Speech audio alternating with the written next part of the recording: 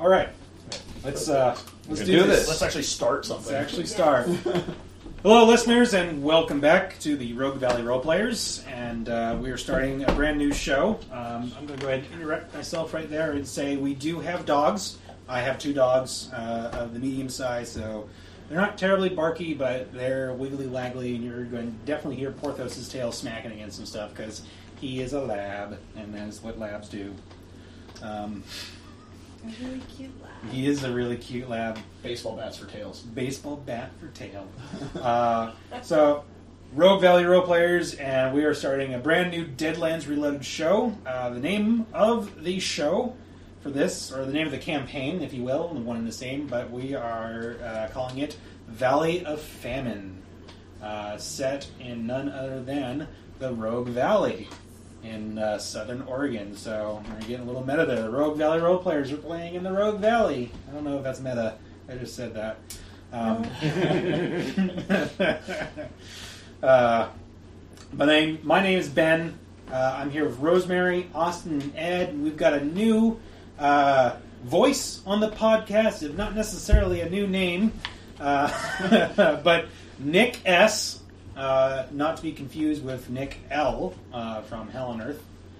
And that's I probably should have written some sort of other thing out. I don't know, but set in the Rogue Valley, going with that whole Psalm 23 thing. Yea, though I walk in the valley of famine, I shall fear no hunger.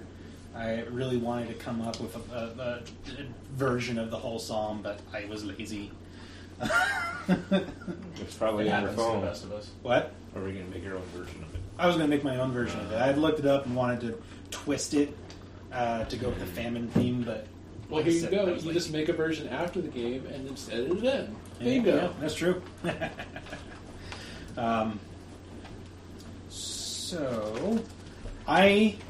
name is Ben. I'm playing the Marshal for this campaign.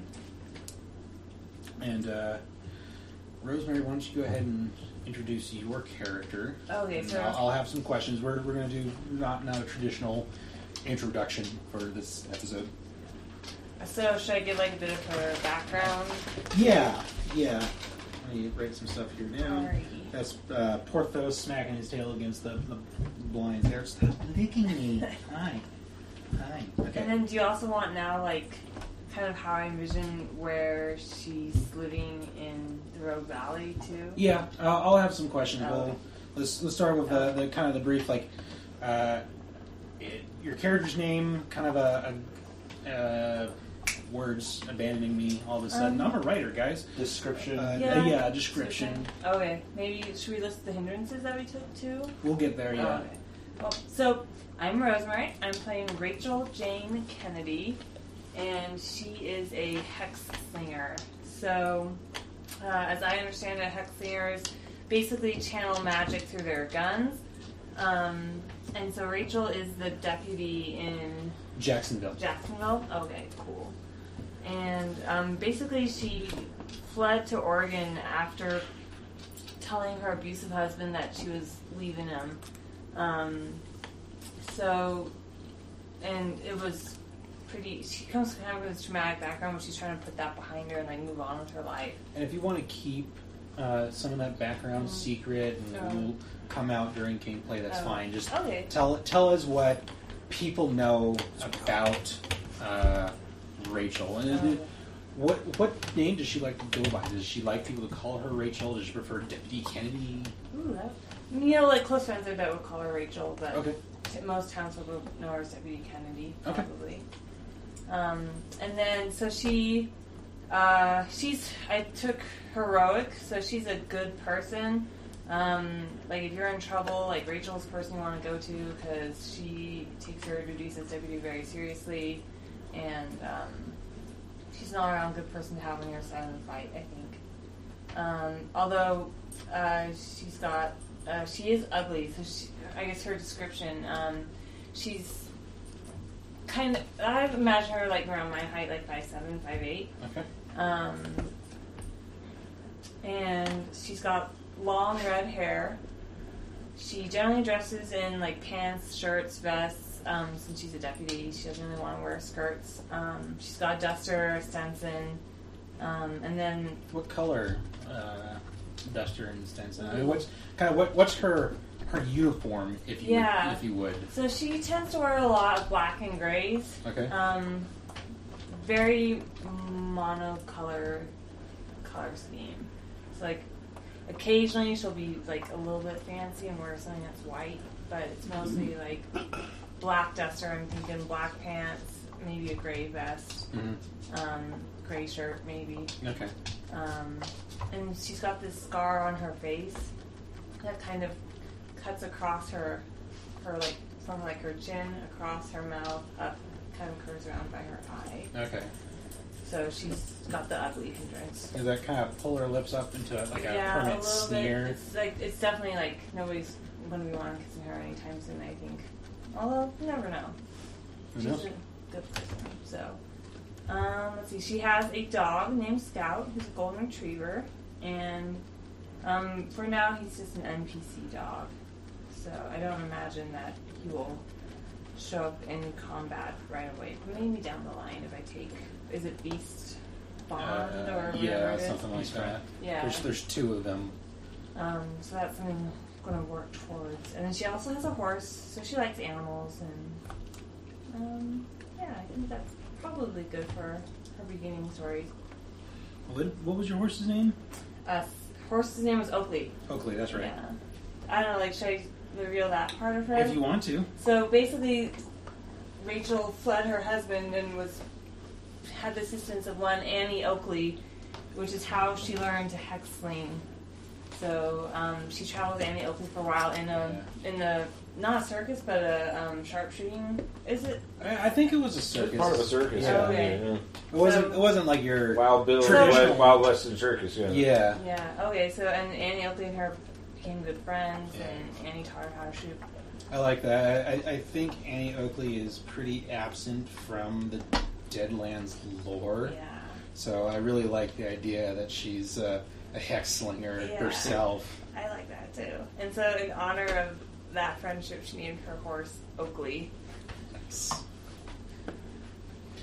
I think it's actually kind of funny that, like, I didn't think Annie Oakley. I thought of the Oakley sunglasses. That That's kind of what I thought at first, too. I admit it. Oakleys were my favorite sunglasses in the world. She also has a really cool pair of sunglasses. She's not that going for The horse. Describe where does Rachel live, and what kind of state is it kept in? Whatever. Just describe her home. I would imagine she's got like this little kind of. When she first arrived, she probably lived with family. I think she's got a sister in the area who's married. So like when she needed to leave, she like wrote her sister, and her sister was like, "Yeah, come out west." Were they her sister and her family? Are they farmers, ranchers, or prospectors? Probably, it's kind of like the three big industries here. I'm guessing since Jacksonville is known for the prospecting, probably her husband's a prospector. Okay, so they have a claim. Yeah. What do they mine? Maybe gold or silver. Gold was big, especially out in the Applegate. Yeah, I feel like gold is pretty big, so we'll say he's mining for gold. Okay. He's got like a little claim. You got a gold claim. Yeah. So she lived with them initially when she arrived, but I think now, she's a deputy. She kind of she's good with guns, and the local sheriff knows that. Offered her saying like, "Hey, you want to help out? I could use a good shooter," and she said sure. So using that, all downhill from there. Yeah, totally. So she's got like a little small place, probably close by her sister's house. Like nothing fancy though. Just a small homestead, really, just basically a house, no fields or anything like that. House and like a small barn for your horse. Probably. Yep. Okay. Cool. I can't think of any more questions I want to ask right now, so let's move on to Austin. Hey, this is Austin, and I'm playing Macario the Payaso. And how do you spell all that?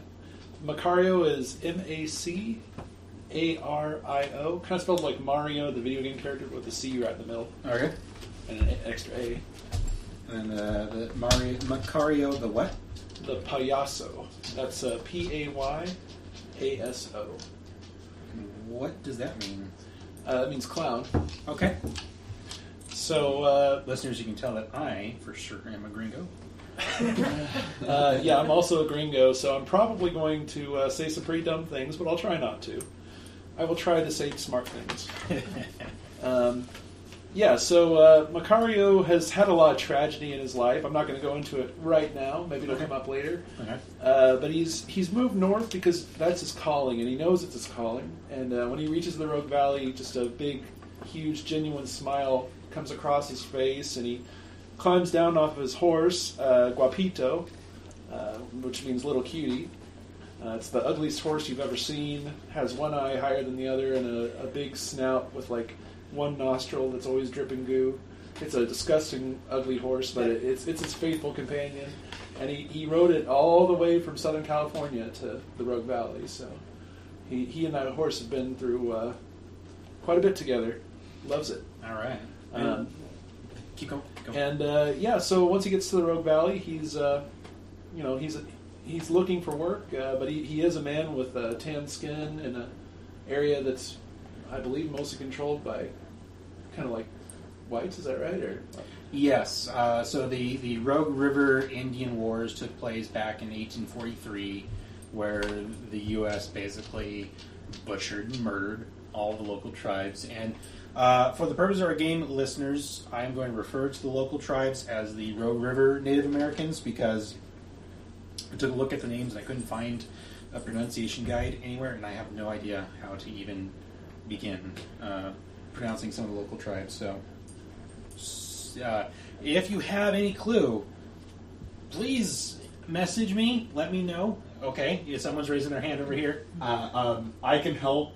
I am Native American, and I know a lot more about pronunciation and certain things. Some of them I'm a little unfamiliar with, but we can work together on figuring out more of that. The Klamath and Modoc, I can pronounce those, but there was some other... The Gilmore. Were they... Northeast. Yeah, I thought they weren't necessarily native to the Rogue Valley. They're closer to Idaho. Okay. Closer to, but still within the Oregon area. But yeah, we're try to be respectful, of course, but I don't want to get too caught up on learning how to pronounce things. fair enough. Yeah, so Macario, he's about 6 feet high, handsome man, has a healthy head of hair, black hair. He has to keep it short, though, because it's important that he keeps it short for his job.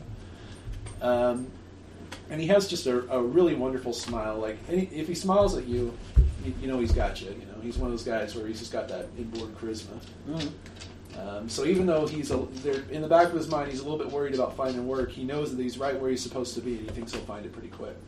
And how newcome to the Rogue Valley are you? Like, just beginning the campaigns, like you've just arrived? He's just arrived. Okay. Yeah. All right. He's looking for work. That works really well, and I'll get into that, but I'll leave that a secret for now. So that means you don't really have a permanent residence just yet. Not yet. All right. But you do have a reason, and we haven't kind of gotten into that because it's kind of with your background, right? Right. Yeah, but you have a reason for staying in the Rogue Valley. He's got a very good reason. All right. Anything else? I think that's enough for now. All right. What does he wear? What are his colors? He wears very bright clothes, very neatly kept. Basically, he's kind of like a walking rainbow, but in a pleasant way. Like, he knows how to match it. You know? Uh-huh. He's got like bright blues, bright reds, bright greens, but somehow he makes it all work. He knows how to tie it all together. He can tie it all together, and you know, you see him coming from a mile away. He's not going to sneak up on anybody, but you know, he just has that sort of exotic look about him in an appealing way. What sort of weapons does he carry? I know Rachel's got her 2 guns. Yeah. And we'll let Austin finish his description, but we'll come back to that because as a hexslinger, your guns are pretty important. Yeah, that's true. Well, he's pretty lightly equipped as far as weapons go. He didn't come here to kill people. He came here to do his work. He does have some ropes in his backpack, like more than a normal person would have. Just rope after rope after rope, just all the right size to do something with. I'm not really sure what yet. And he does have actually just like an old hand-me-down rapier, but it's a small one. It's not necessarily meant for combat so much as like training, or it's sharpened to a point. If he had to defend himself, he Is could. it kind of more like what a bull fighter? 'Cause I know that's. Is that big in Mexico at this time, or is that really more of a Spain thing? I would assume the Spanish probably more of a influence Spain would have thing. caused some of that. Would to have go brought down, some of it. yeah. So I don't know down, what yeah. they call it, but I know they have a specialized sort of rapier-like sword. The Let's get answer you is- away from the noise stuff, huh, Porthos? Yeah, he has. I'm going to say that in Deadlands, yes, Yeah. and he has taken part in that in his past at some point. That maybe we'll get into later. Okay. Cool. Anything else? No, I think it's good for now. All right. Ed. Alright, I am Ed. I am playing Daisy Gilmore, and most of the people know her as Railin Daisy. Because Daisy was raised on the railroads in Ghost Rock. Her father, Trevor, is a scientist working for the Denver Pacific Railroad. He's the inventor of the backyard bender and the railgun. The railgun is an infernal device that uses ghost rock to shoot rail spikes, saving much needed time and labor over the standard sledgehammer. Daisy, being no stranger to ghost rock or science, Science. wields a modified version of this weapon. What was the last name again? Gilmore. Gilmore. Okay. Yeah, give us a physical description of Railin. She's, pretty average height, like 5'8", we'll say. She actually wears, like, gauntlets, kind of like gauntlet gloves, big knee-high boots, just regular pants, suspenders over a blouse, and, like, not a sombrero per se, but a wide-brimmed kind of hat. Yeah. Long hair, often What in a color? ponytail. Brown hair. Brown eyes. And what kind of what are her colors as far as dress goes? Mostly earth colors, like brown. Earth tones. Her shirt, yeah. She might have. She has some kind of like fancy like inlays in her gloves and boots, like, Okay. embroidery, which I'd say is blue, but yeah, and her shirt, white shirt, basic. Okay. And how new is she to the Rogue Valley? She has not been in the road. Well, no, she's been here a while now. Okay. And I'm changing my backstory in my mind as Okay. I go. Yeah, Just that's to all fine. fit with what we're making up as a story. It's like, Yeah. all right, yeah. so So yeah, she grew up. Like I said, her dad was on the Denver Pacific Railroad. So she grew up with him. Her mom is dead, okay. and So when you think? oh yeah,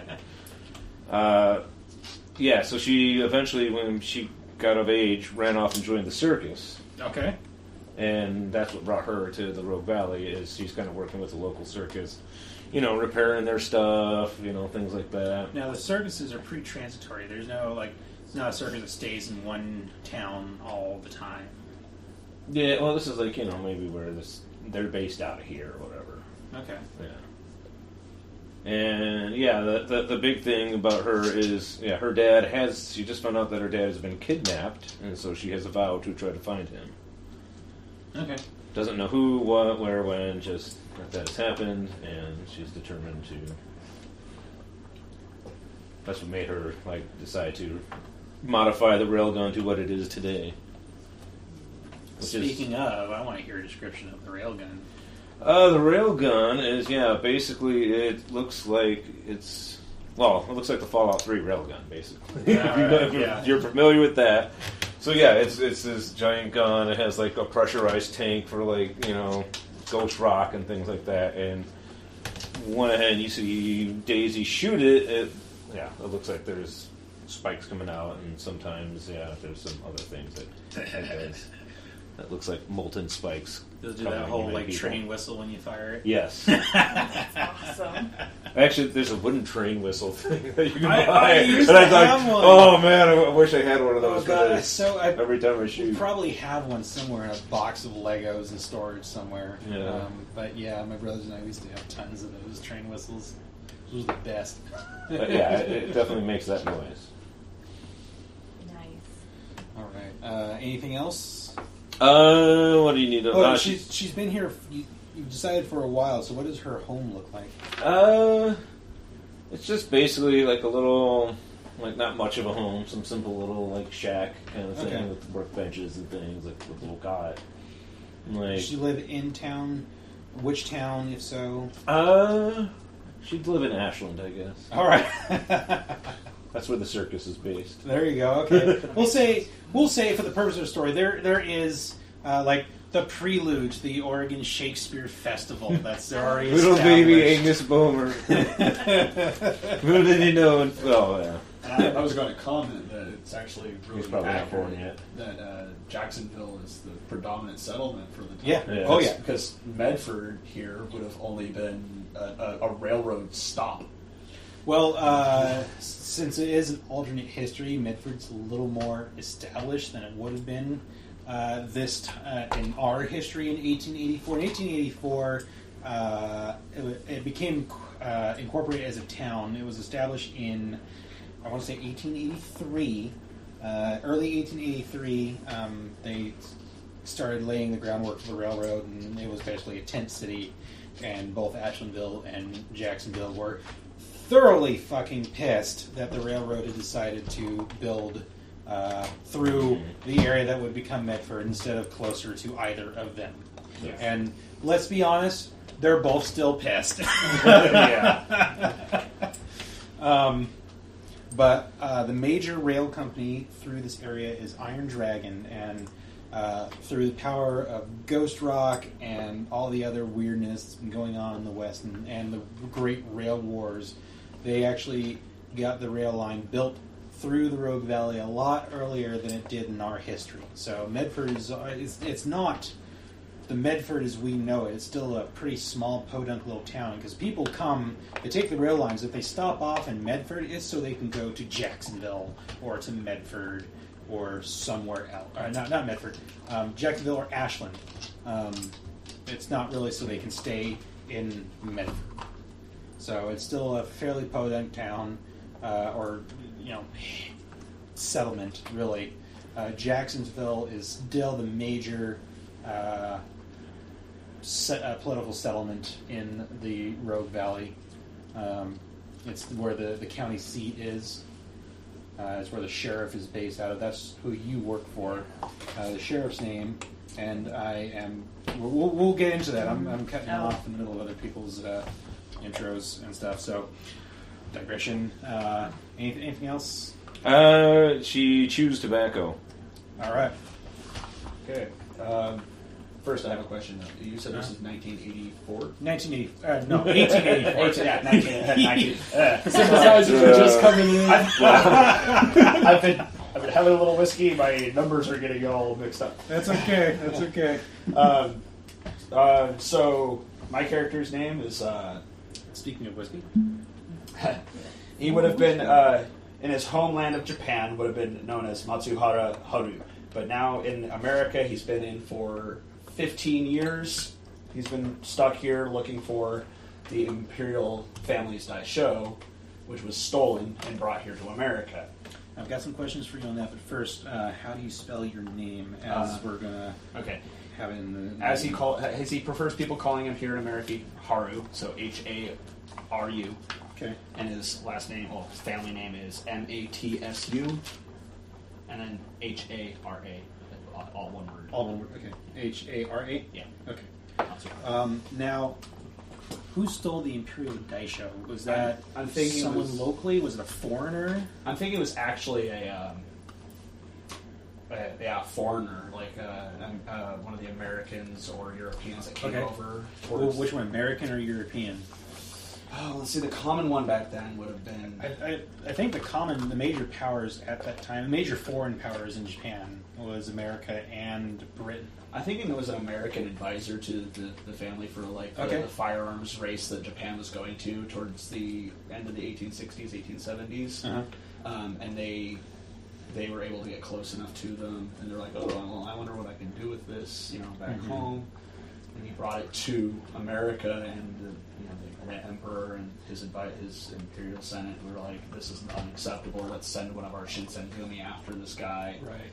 And of course, since the whole Civil War happened and dragged on, probably diplomatic relations with Japan have gotten really confused. Yes. Because now there's two governments. Yes. There's even more governments than that, because there's the United States of America, there's the Confederate States of America, there's the the sovereign state of Deseret, or however you pronounce it, where the LDS, not LSD, where the LDS are set up, and then there's a lot of territories that both the North and the South claim, but really have don't have the resources to force the issue, as it were. And then there's Canada. There is Canada, but there's also the California coast, which is just a mess. Reverend Grimm and his little empire of the Los Angeles have fallen because the flood has happened. And listeners, as you probably heard, the game is taking place in 1884, after the events of probably most of the splat books out there, specifically the flood.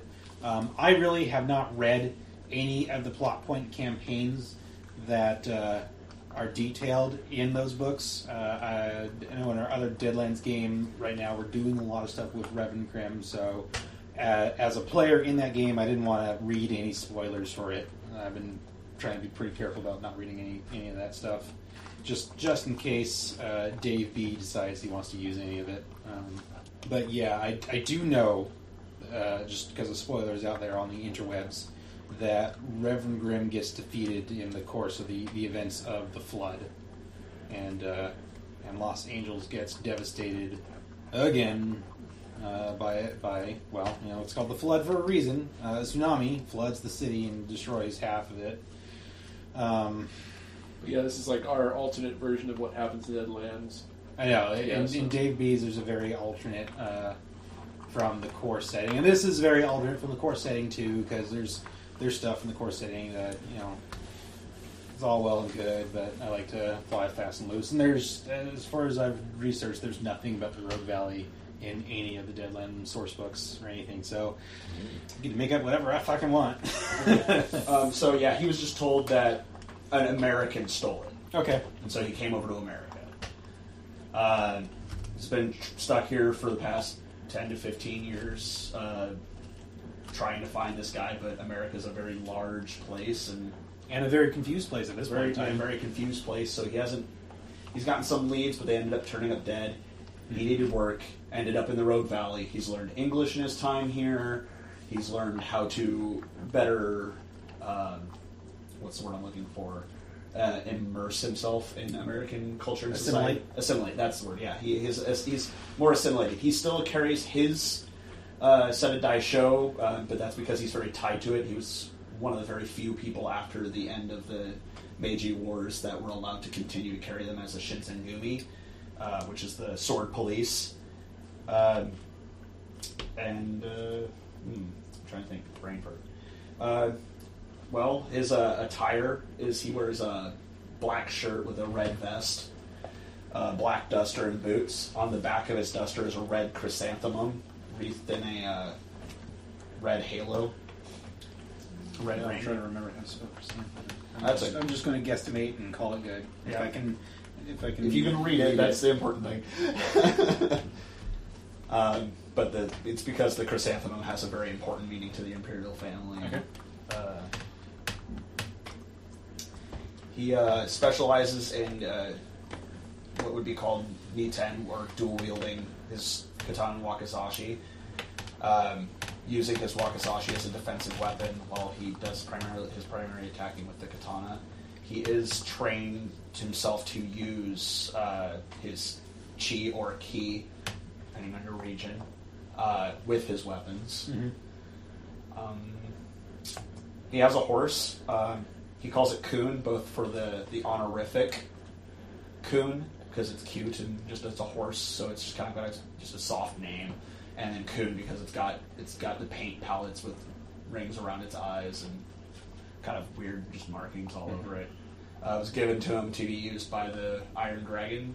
Yeah, the Iron Dragon Railway Company, because he works as an enforcer for them. He tries to stop people from rising up and being all pissed off about things. He tries to do it with a calm and gentle hand because it does have an honor code, and he tries to try to be like at least mitigate between the two.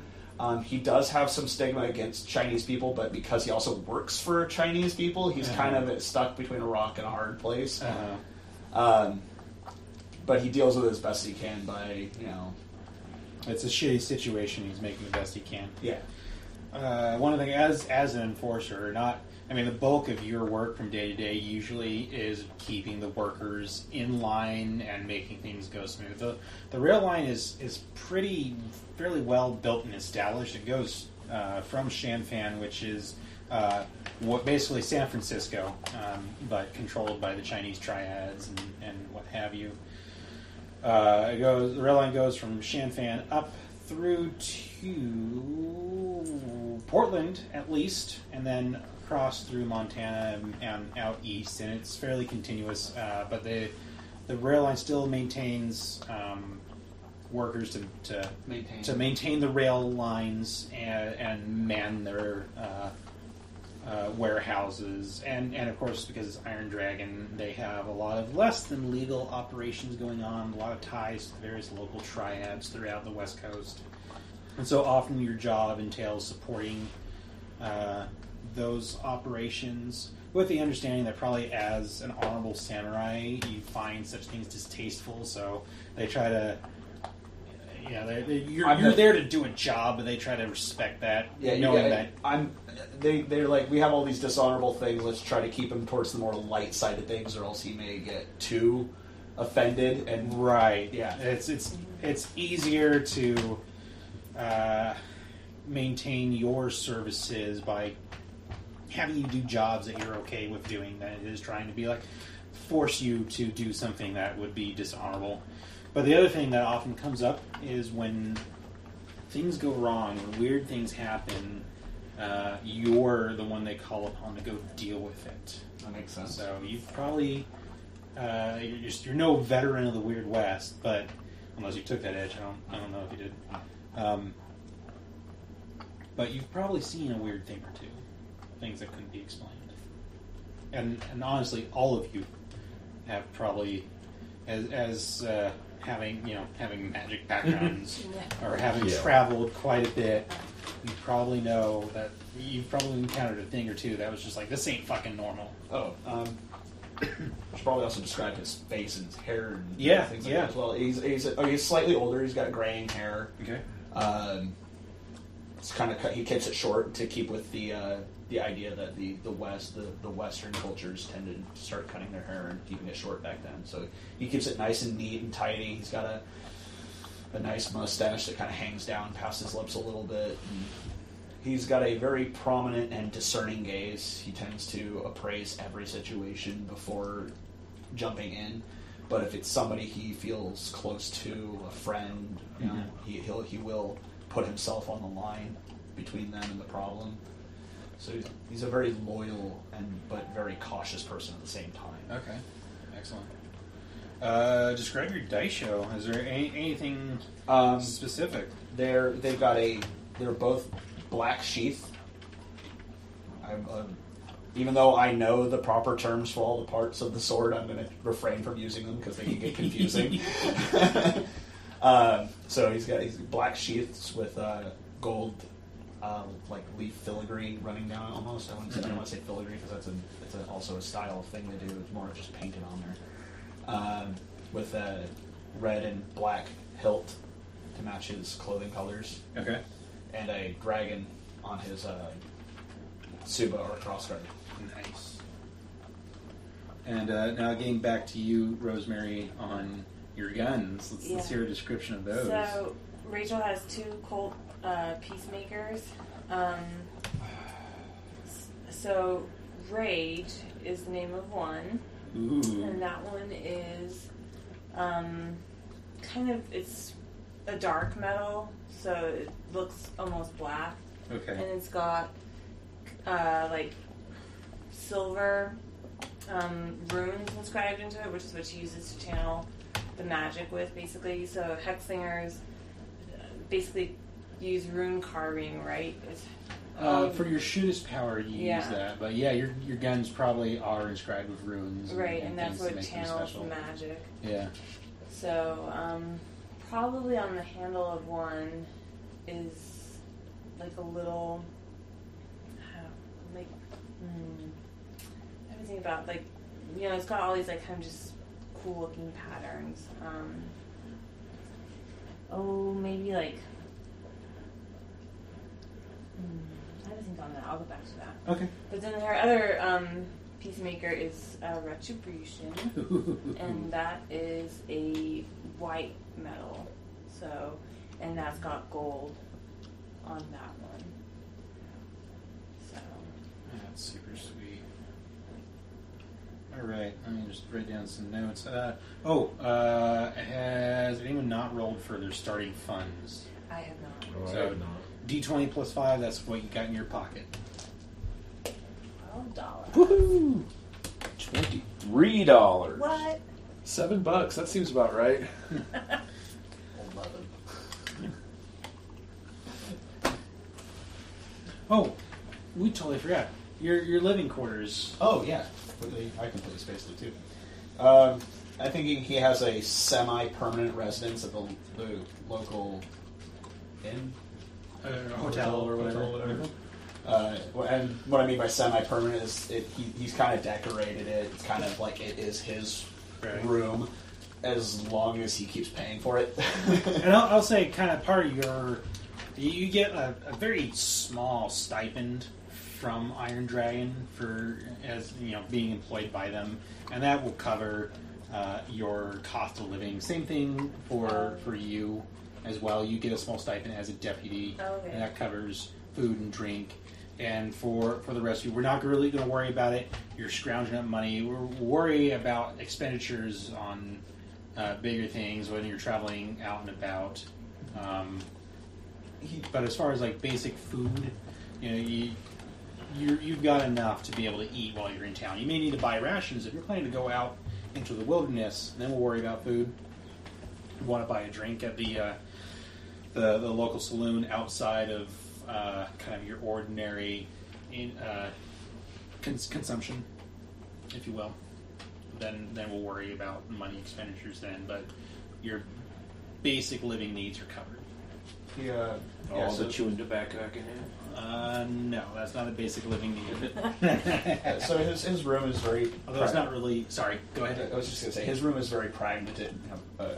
Like a pragmatist lives there. He's got his bed, but he's got a desk that's got like decorations, maybe some little origami figures that he folds when he's needing to think about something. Okay. But he also writes letters home a lot.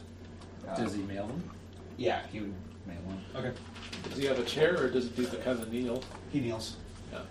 He's fine. I mean, he'll use a chair if like he's at the bar or the saloon, as it would be. He'll use a chair then, but if he's by himself, he tends to revert back to just being Japanese. But when he's being around the Westerners, as y'all are, he'll indulge. Okay. He's trying to fit in. He's been here a while, so he's better at it than some would. But he's not fresh off the boat. Yeah, but he still very believes that he is Japanese, and he will act as such in his private time. All right. Very cool. Rachel, what are your hindrances? Starting with your major. Heroic is my major. Okay. And then I have an enemy, which I took as minor. And who is your enemy? Or would you rather not say, and I know already who it is? Yeah, keep that secret. Okay. Just for dramatic purposes, maybe. Right? It'd be like, oh, and then ugly. I'm minorly ugly because I have a scar. Which affects my charisma, so I'm not very charismatic. All right. So Macario, his first hindrance is he's small, which is gameplay-wise that means it's -1 toughness, and Is that a major? it's a major. And what I'm saying for this is he received an injury right as he was going through his teenage growth spurt, which caused his bones not to grow as large as they otherwise would have, making him a little bit more frail than he would ordinarily be. Okay. For a rodeo clown. Yeah. He's illiterate, can't read. He can speak English and Spanish, and I bought the skill points for that. We'll go over that. You're going to get some more skill points to spend. Okay. Yeah, I went through the same thing. And he does have a minor that's an enemy, and it's kind of a spoiler for his character. We can talk about it later, but I don't think it's right for this moment. Okay, that's fine. You already texted me about him, right? Is that still the same? Yeah, I think you already kind of Okay. got the gist of it. That's fine. There's going to be so many dramatic reveals. I'm so excited. Yeah, that's what Let me go over about the language thing right quick, so that way you can maybe get your skills sorted out while we're going over this. So, Okay. I know in the other Deadlands game, we kind of forced Lance and JJ to spend skill points on languages because in the default rules is written Deadlands. If you're not a native English speaker, you have to spend skill points to gain fluency in other languages and whatnot. And I'm fairly certain I pushed that rule on everyone in the other Deadlands game. I helped. Did you help? Okay. Thanks, Ed. And so both Lance and JJ have pretty much wound up with skill points sunk in useless skills because they've never been called upon to roll to see, if they are fluent enough to understand a concept in English or whatever. And I don't want that for this game. So the way we're going to do languages is that you all know your native language, be that Spanish, English, Japanese, and then basically you're going to know a total number of languages equal to half your smarts die, one of which is going to be your native language. And the others you can decide your level of fluency in the others. That's going to be a role-playing thing, but basically you know enough to get by. Okay. So, I would go with Japanese and Chinese, so that way I can at least understand the language of my superiors. I may not let them know that I understand what they're saying, just because I'm cautious and I want to be able to be like, are they talking about something I would not like? But I wouldn't say I'm fluent in Chinese. I just kind of understand basic. You can get by. I can get by. Japanese and English, I'm fairly fluent in by now. Right. Okay. Which makes sense for your character. Japanese, I'm 100% Right. fluent. English, I may not know bigger words. Right. And I may stutter over and be like, oh, how do you say? Maybe certain idioms kind of like, okay, I know that means something, but what the fuck does it mean? That makes me think of that T-shirt where it says, "I use large words so that I sound photosynthesis." Yes. My wife says that. My wife says it almost too much. So it's like the Pirates of the Spanish Main rules? Yeah, I like those better because you're not... You only get so many skill points to spend, and it's... Daisy. Okay. Railin. So yeah, so if anyone spent skill points on languages, get those skill points back. Daisy, what is your major hindrance? My major hindrance is my vow to rescue my father. Okay, and next. I have a minor habit of chewing tobacco. And the next one? And I also got heavy sleeper. Because I grew up on the railroads and all the loud noises just kind of don't mean much to me. Haru, what is your major? Code of Honor. Code of Honor Bushido? Yeah. That's It's always the gentleman. Or was it chivalry, and this is a very ironic samurai?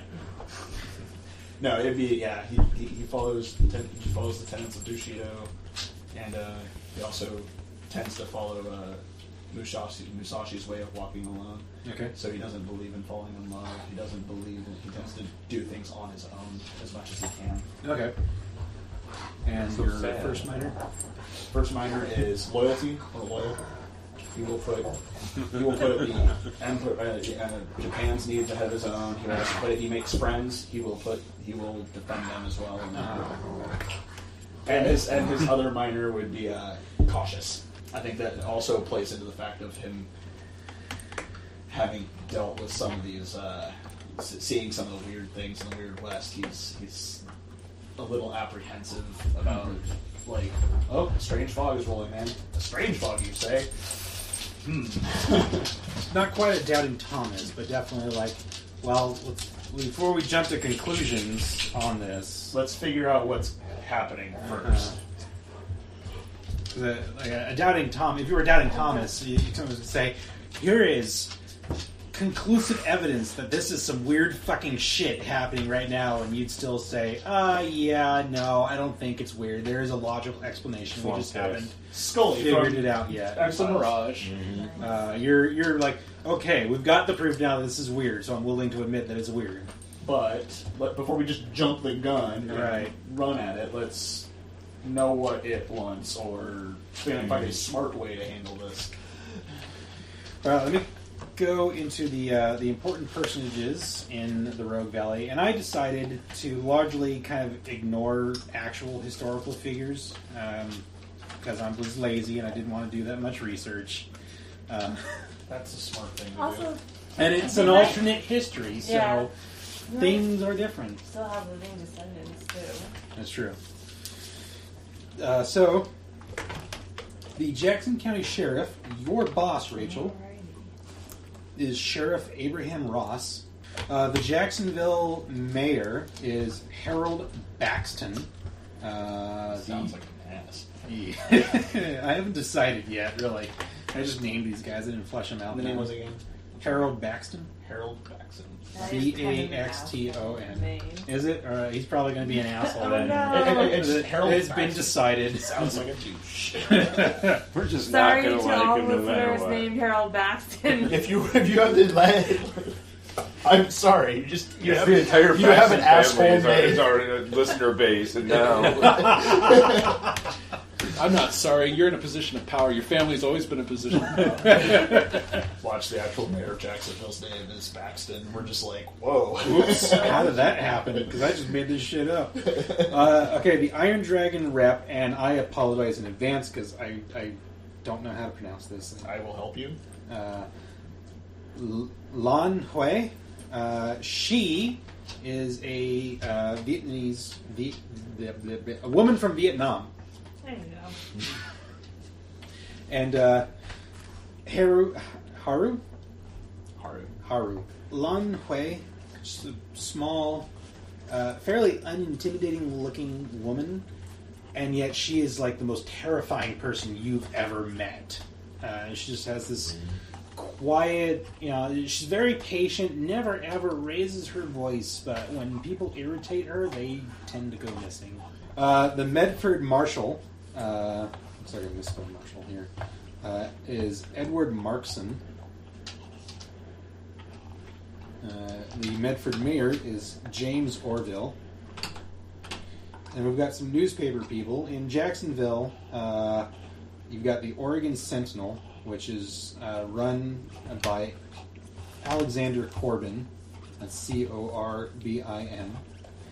And then in Medford, we've got a branch office of the Epitaph, the Tombstone Epitaph, right here in Medford. Mm-hmm. And the main reporter for that runs that branch office is Valerie Rose.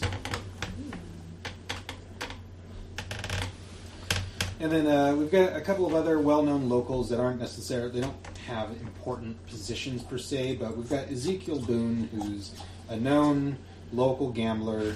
He's pretty good at what he does, wins consistently. He's only occasionally been called a cheat, but is never proven. And he's pretty local in Jacksonville. And then there's Jonathan Grove, who is purported what? Looks at the dogs. Just the Yes. sounds. Jonathan Grove it's unproved, but he is basically a local stagecoach robber. But so far he's been careful enough that no one's got any proof that he can be arrested on. And what was the name of the method, Marshal? Wouldn't you like to know? I probably should. Edward Markson. Oh. Edward Markson. I was like, when you got to the Marshal, the names started happening so fast. I was trying to write it down. Like Edward Markson. Markson. Markson. Okay, Edward Markson. And I'll take notes as we meet these people as well, just to kind of keep. I like having game notes. Mefford Mayor. I'll wait for Dan to post all the names. James Orville. James Orville is the Medford mayor. Okay. Do you need anyone else? The Oregon newspaper. Sentinel. Okay, Oregon Sentinel is Alexander Corbin. And Tombstone Epitaph. Valerie Rose. Okay, I got the first name of the Oregon Sentinel, and then the Tombstone Epitaph, I got her last name, and I was like, shoot. Oh, and the and for players in the other Deadlands game, and for listeners who've been keeping up with the other Deadlands game, Valerie Rose is of no relation to Kane Rose. That was the first thing that popped into my head. I was like, I wonder if it's his daughter or something. He can't have children anymore. He's dead. But he could have had children before he died. No, he didn't. No. Now we know. What was the purported stagecoach robber's name again? Jonathan Grove. How do you spell? Grove. Oh. There's probably going to be a lot of me going Groove until I remember. That's okay. And Ezekiel Boone was the local gambler. I had to get his name.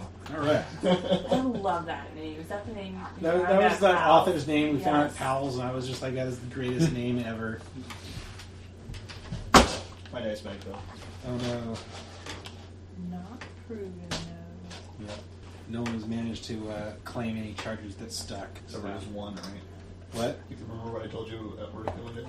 Oh yeah, you get one. Well, he's purportedly robbed more than one, but he's never murdered anyone, so he's got that going for him. He's, at the very least, he's good at what he does.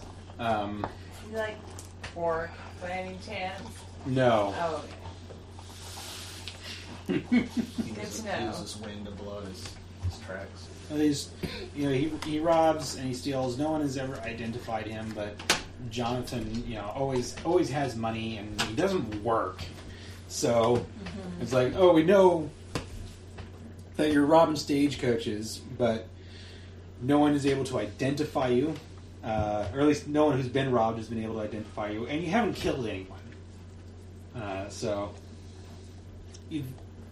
we'll tolerate you in town. Since you're not killing people. All right. So it's convenient that you talked about coming here with the circus because, you know what? Before we get into that, I know we've got at least one new player for the Deadlands, so I'm going to explain the fate chips that we drew earlier. So you got 3 colors plus a mystery 4th color that pretty much everyone but you knows about, so I'll go ahead and talk about it. 4 colors. The white chips are your bait. Oh, shit, I'm going to just throw it at people. The white chip is your basic Benny. You can use it to re-roll any trait rolls. You cannot re-roll damage or any rolls on a table. Okay, so just so I can remember, trait rolls are anything like attributes or skills? Correct. Okay. Now, it's convenient. I've got 3 of the 4 colors here. A red fate chip you can use exactly as a white chip, and there's no other consequences at all. Or you can use a red fate chip to add a d6 to a roll you've already made. But there you go. That was Ed rolling. I'm doing the stewardess. Yep. On the airplane. Thank you for demonstrating that to the podcast. Yeah. You can spend the red fate chip to add a d6 to any roll, but when you do, I, the marshal, get to draw a Benny from the pot. So you spend it, I get an extra Benny to work with. Or you can spend it as a white fate chip, and there's no consequence. Then there are blue fate chips, which you don't have any, so it's not going to do you any good this session. But blue fate chips, you can do the same thing. You can spend it as a white, get a reroll, or you can spend it to add a d6 2e roll, I don't get a fate chip in return. Okay. Then there's something that you gradually earn over time called legendary fate chips. Legendary fate chips are achieved when you defeat major evil villains or do things to lower the fear level, which we'll go into, and that's another thing we'll go into. When you lower the fear level, you gain a legendary chip that goes into the pot. Legendary chips are rare, but you get a couple of uses out of it. First of all, you can use them to, I don't know what he's getting into, but it's probably bad. He's just chewing on a football. Oh, that's... I thought... Oh shit, I'm gonna fall. It's not a kidney. It sounds like a kidney, but it's actually a football. Yeah. Sounds like a kidney. We've already warned the listeners. There's dogs. At least they're not Just curious how you know what barking in the chewing eye. on the kidney sounds like, Austin. Rosemary, I could tell you, but I'd go to jail. And I'm the life of this podcast, so... That is true. There's a lot of things in this world that are illegal, even though they're not morally wrong. That's also true. So... I'm just moving my chair this way, but I want you to know, no way in relation to Come closer, let me tell you more. No. Alright, legendary chips. So you can spend a legendary chip to gain a... I think you get a reroll with a added d6 plus 2. I'm going to have to verify that, but I don't want to take the time right now. I'm not worried about it because there are no legendary chips to play. You're not going to find it in there. No, I'm not looking at Okay, perfect. And additionally, you can use legendary chips to re-roll damage rolls, which you can't do with any other fate chip or ordinarily. You can take no mercy, which if Lance were here, he would tell you to do so as soon as you hit seasoned. No mercy allows you to spend bennies to re-roll damage. You can also use fate chips to re-roll on tables. Or, alternatively, as Kane has used once because he drew a legendary chip like right at the end of the session and had no other use for it. If you save a legendary chip to the end of the session, you can turn it in for an XP. Neat. Yep. So, they are few and far between, but very useful when you get them. Okay. So, all right. I'll keep that in mind. Let's. I don't want you having any bennies, so I may only spend my red one on. That's fine. I'm quite accustomed to that. One other thing about the legendary chips is that I do not get to get them. If I draw a legendary chip at any point in time, there's any in the pot, it goes back. I draw a different chip, and the legendary goes back in. Marshall doesn't get to use legendaries. Them's the rules. Them's the breaks. Yep. Let's start the game. Okay. There's probably one more bookkeeping thing we need to do. Oh, okay. What's that? I am a weird scientist who has bought a new power. Oh, you bought an extra card. Oh, goody. I was Sweet. gonna say, are you playing Word? Fabulous. Would you go lie down, please, instead of Yeah. making so much noise? Come on, over here.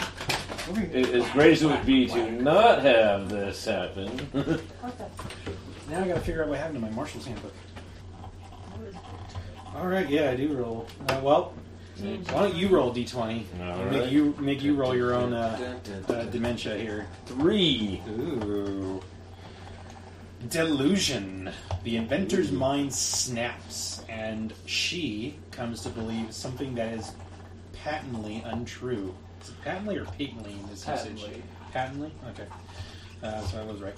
Maybe she thinks she's a werewolf, or the sky is blue because the moon people paint it that way every morning. This quirk reduces her charisma by 1. Oh, man. Oh, so you have -2 charisma too. That's right. I'm delusional. So wait, and I so shoot hold back. on, wait. The Th- next- Those were just examples. You know, those aren't things you just have to take, but it's something that... the two Oh no. foreigners have higher charisma. Well, The Mexican clown's going to be doing all the talking in his full clown regalia. Well, neither of you took the outsider edge, so you don't have a penalty from that. Right. Well, I'm just saying. Or hindrance, excuse me. We're just. It's just a weird kind of like situation. Yeah, that's great. Well, it's like in Desolation at the beginning, where the mongrel warrior and the decrepit necromancer both had higher charisma than the rest of the normal party members. It's just a weird I mean, it kind of makes sense for my guy. He's a gentleman, you know, anything like that. So I can see it, but it's still like, really?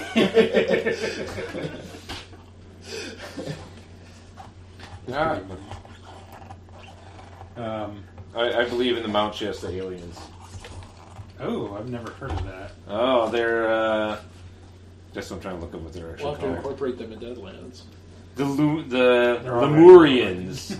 The what? The Lemurians. They live inside Mount Shasta. Oh. Yeah, that is my delusion. The Lemurians are And this real. is something you Although- talk about a lot. Oh, where yeah. you get that -1 charisma from. Yeah. Moon people told The me. Lemurians, like they are the ones doing everything. They're like the Lemurianati. You know, that reminds me of something. So, going into this, everyone did their intros, describe their character and all that stuff. So, everyone take a Benny. I'm gonna have to learn about Lemurians now. Gosh, you're gonna actually become part of that. Yeah. You guys, I was doing some research for my character, and you won't believe what I found. All right, so the Rogue Valley. It is August 1884. The farms and fields are rich and fat with the upcoming harvest. The vines are heavy. You know, lots of corn. You know, it's a very bountiful harvest. It's looking, everything's ripening. It's not quite time yet, but folks are looking forward to a year of plenty going into this winter. In the Valley of Famine. Yeah, that's what I Maybe some foreshadowing going on right now. Ready for that shooter drop? Yeah, well, you might have to wait a couple sessions for the other shoe to drop.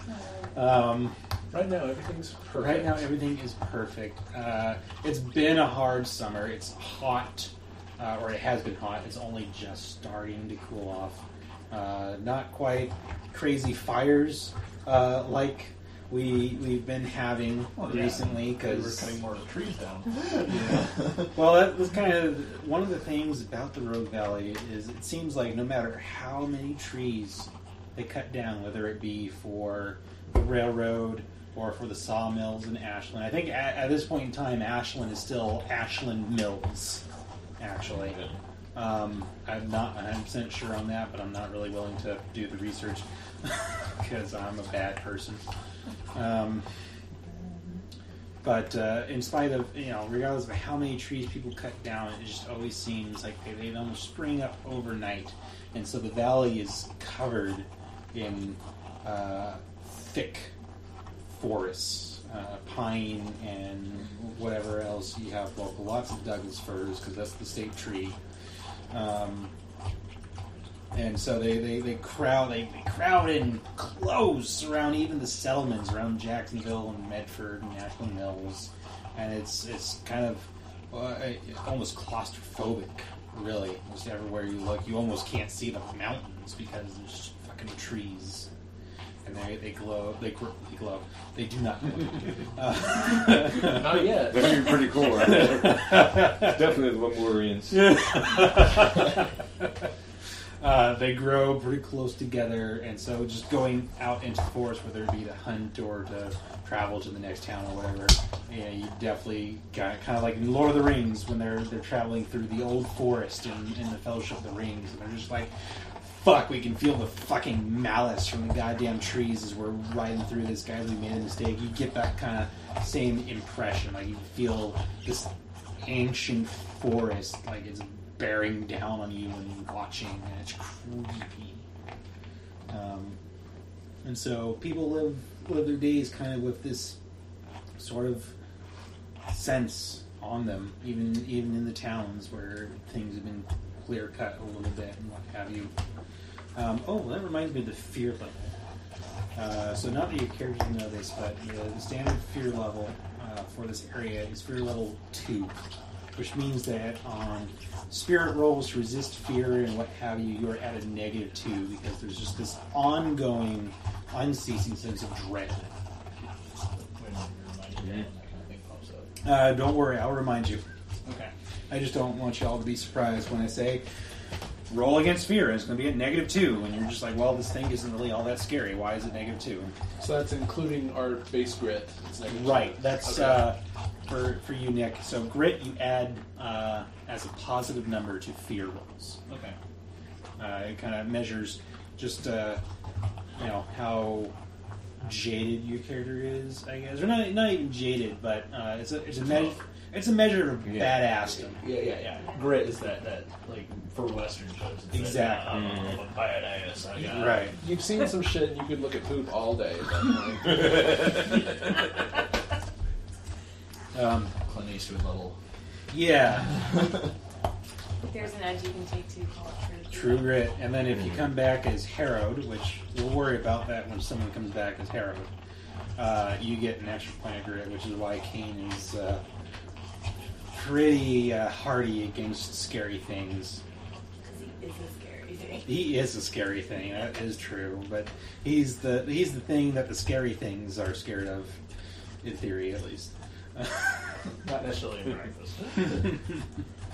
But so it's people have been spending the summer. They've been working hard, tending the fields, tending the ranches, maintaining the railroad, backbreaking work.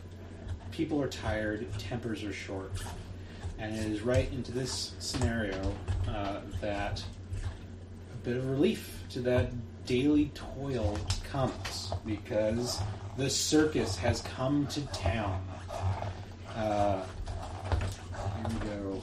Mordecai Zamenhof's Imaginarium of Wonder and Terror comes rolling over the pass. I'm just going to say the circus. I'm not going to remember that. Mordecai's Circus. I remember that. Imaginarium of Wonder and Terror. And Macario, I imagine this is the circus you've been traveling with. Imaginarium of Wonder and Terror. I don't think Macario was specifically traveling with the circus. It's more okay. that he happened upon town. When he saw that the circus was in town, he's excited because he's like, Okay. this is something I can Sure. do. All I right. know this. That's fine. That's fine. I So misunderstood. Right. Or maybe you've arrived ahead of town. You're maybe planning on moving on, and then people say the circus is in town. The circus is in town. Oh, goody! Yeah. Sure. So a train of wagons of varying sizes. Some ginormous behemoths.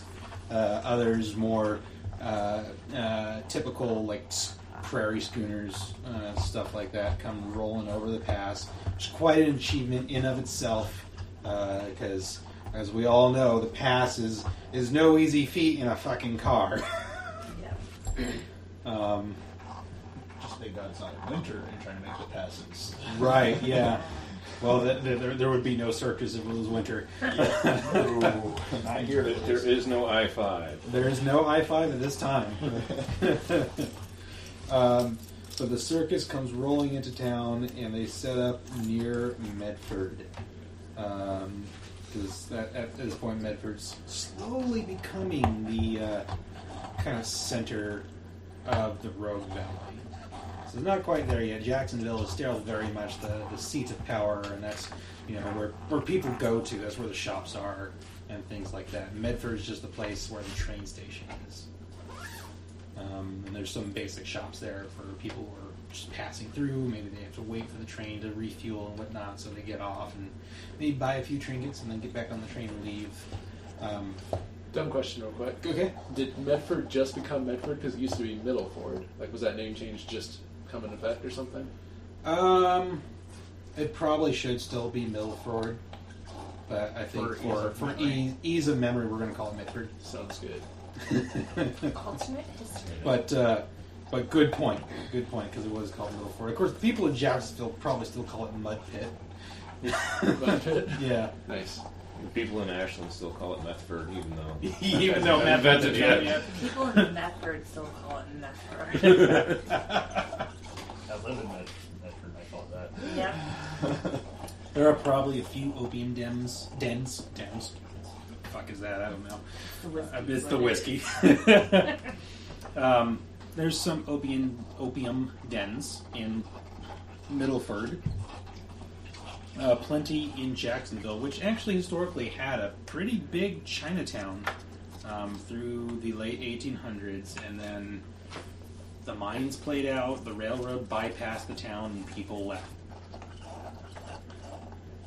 That's the dogs, listeners. Just ignore it. There's no way I'm going to be able to edit that out. It's definitely not a human kidney that Ben has fed to his dogs. You're not supposed to tell people that, Austin. All right. Anyway, I trusted you. I apologize. Let's get going here. All right, yeah, let's get going. So, circus comes rolling into town. They set up outside of Medford, and they're getting ready for their first night. What are you guys doing? So when Macario figures out the circus is in town, he very excitedly puts his hand over his heart, closes his eyes, and says a small prayer, and then rushes off to join it on his ugly, ugly, ugly horse. All right. Now, when you say join it, are you looking to get in on the act, or you just kind of want to check it out, maybe the first night, and see what they got going on, and then offer your services later? He's going to go straight up and join it because he feels like this is fate. This is where he's supposed to be. All right. So you go walking up, you find the ringmaster. They get Mordecai Zamenhof himself. Mordecai Zamenhof, he's a tall, dark-skinned man, not of African descent. He's not black, but he's got kind of that I don't want to say swarthy because I'm pretty sure that is not a politically correct term, but dark olive-colored skin, basically of Turkish descent, looks like almost.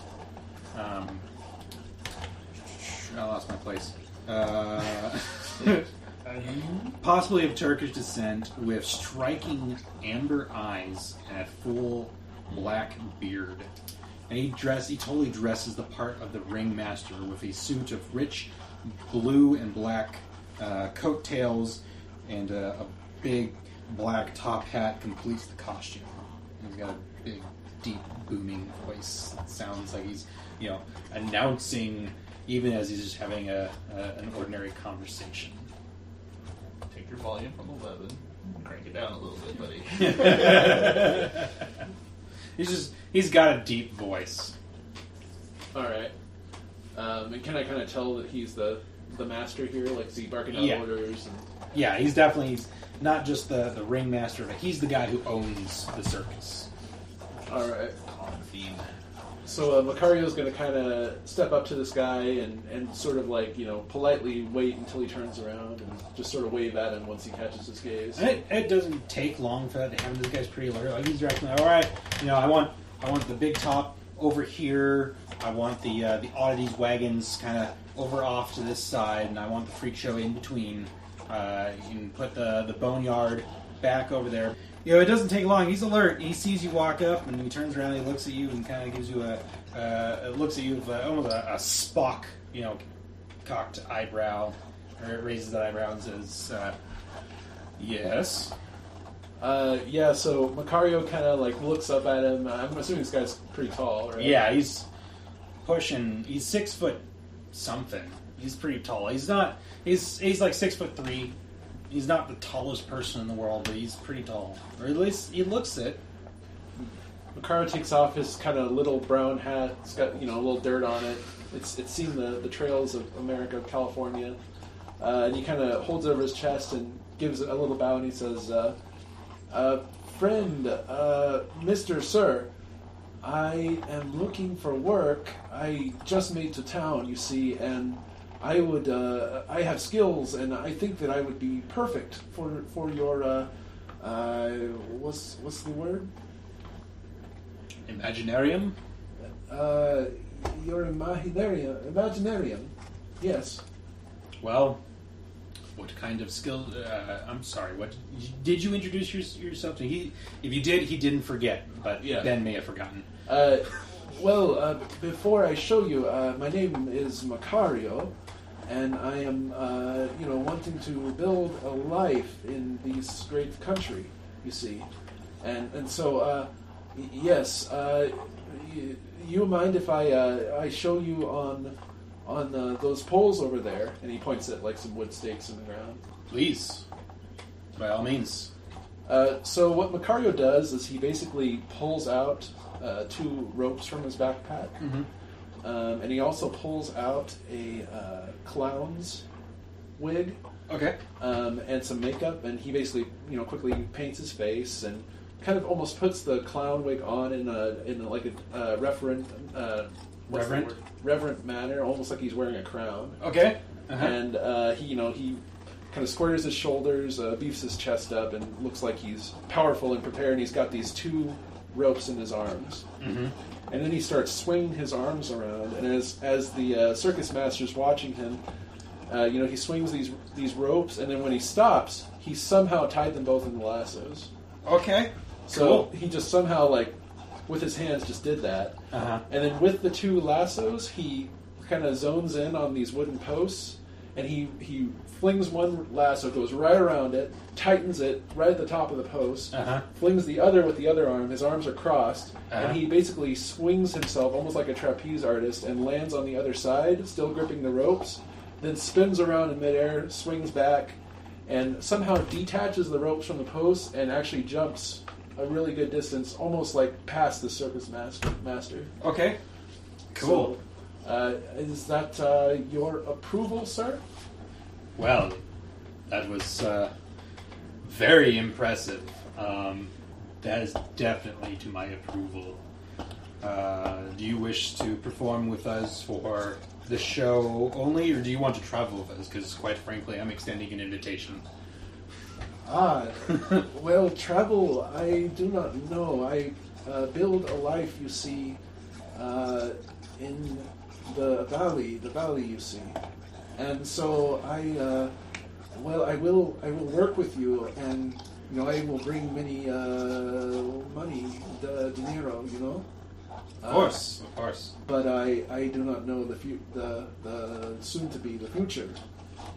Well, I expect we shall be here for a week. I will pay you $5, 5 dineros a night for a performance. And tonight we'll start you off outside the big tent, and we'll see how people react. But if people like your skills, like I do, that was very impressive. And we'll put you in the main show. I think that will go quite nicely, Macario.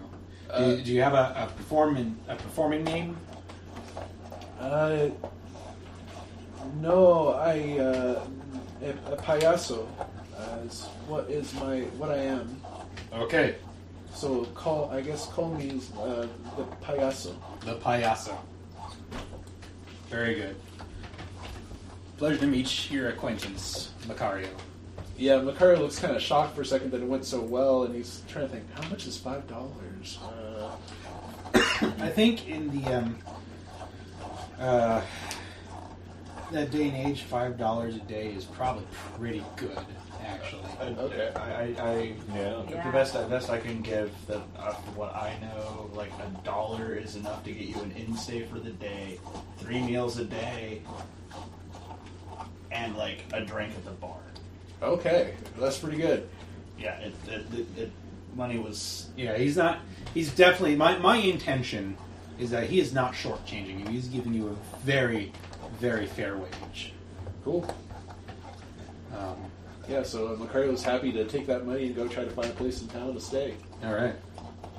There's a couple of hotels. I haven't really named them. There's definitely like your generic Grand Hotel in Medford. That's even though it's advertised as a hotel, it's not much better than a hostel. Is that the shittiest hotel in town? Because you would choose one that's cheap, for sure. It basically is the shittiest hotel in town. Okay, yeah. Like, if you wanted something better, you'd want to go over to Jacksonville, which is Jacksonville, maybe.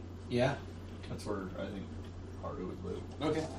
Yeah, I think Macario doesn't really know the value of what this man is giving him yet, so he's trying to spend as little money as possible until he figures it out. Yeah, I think it gives prices for a cheap hotel in the book there. $2. $2.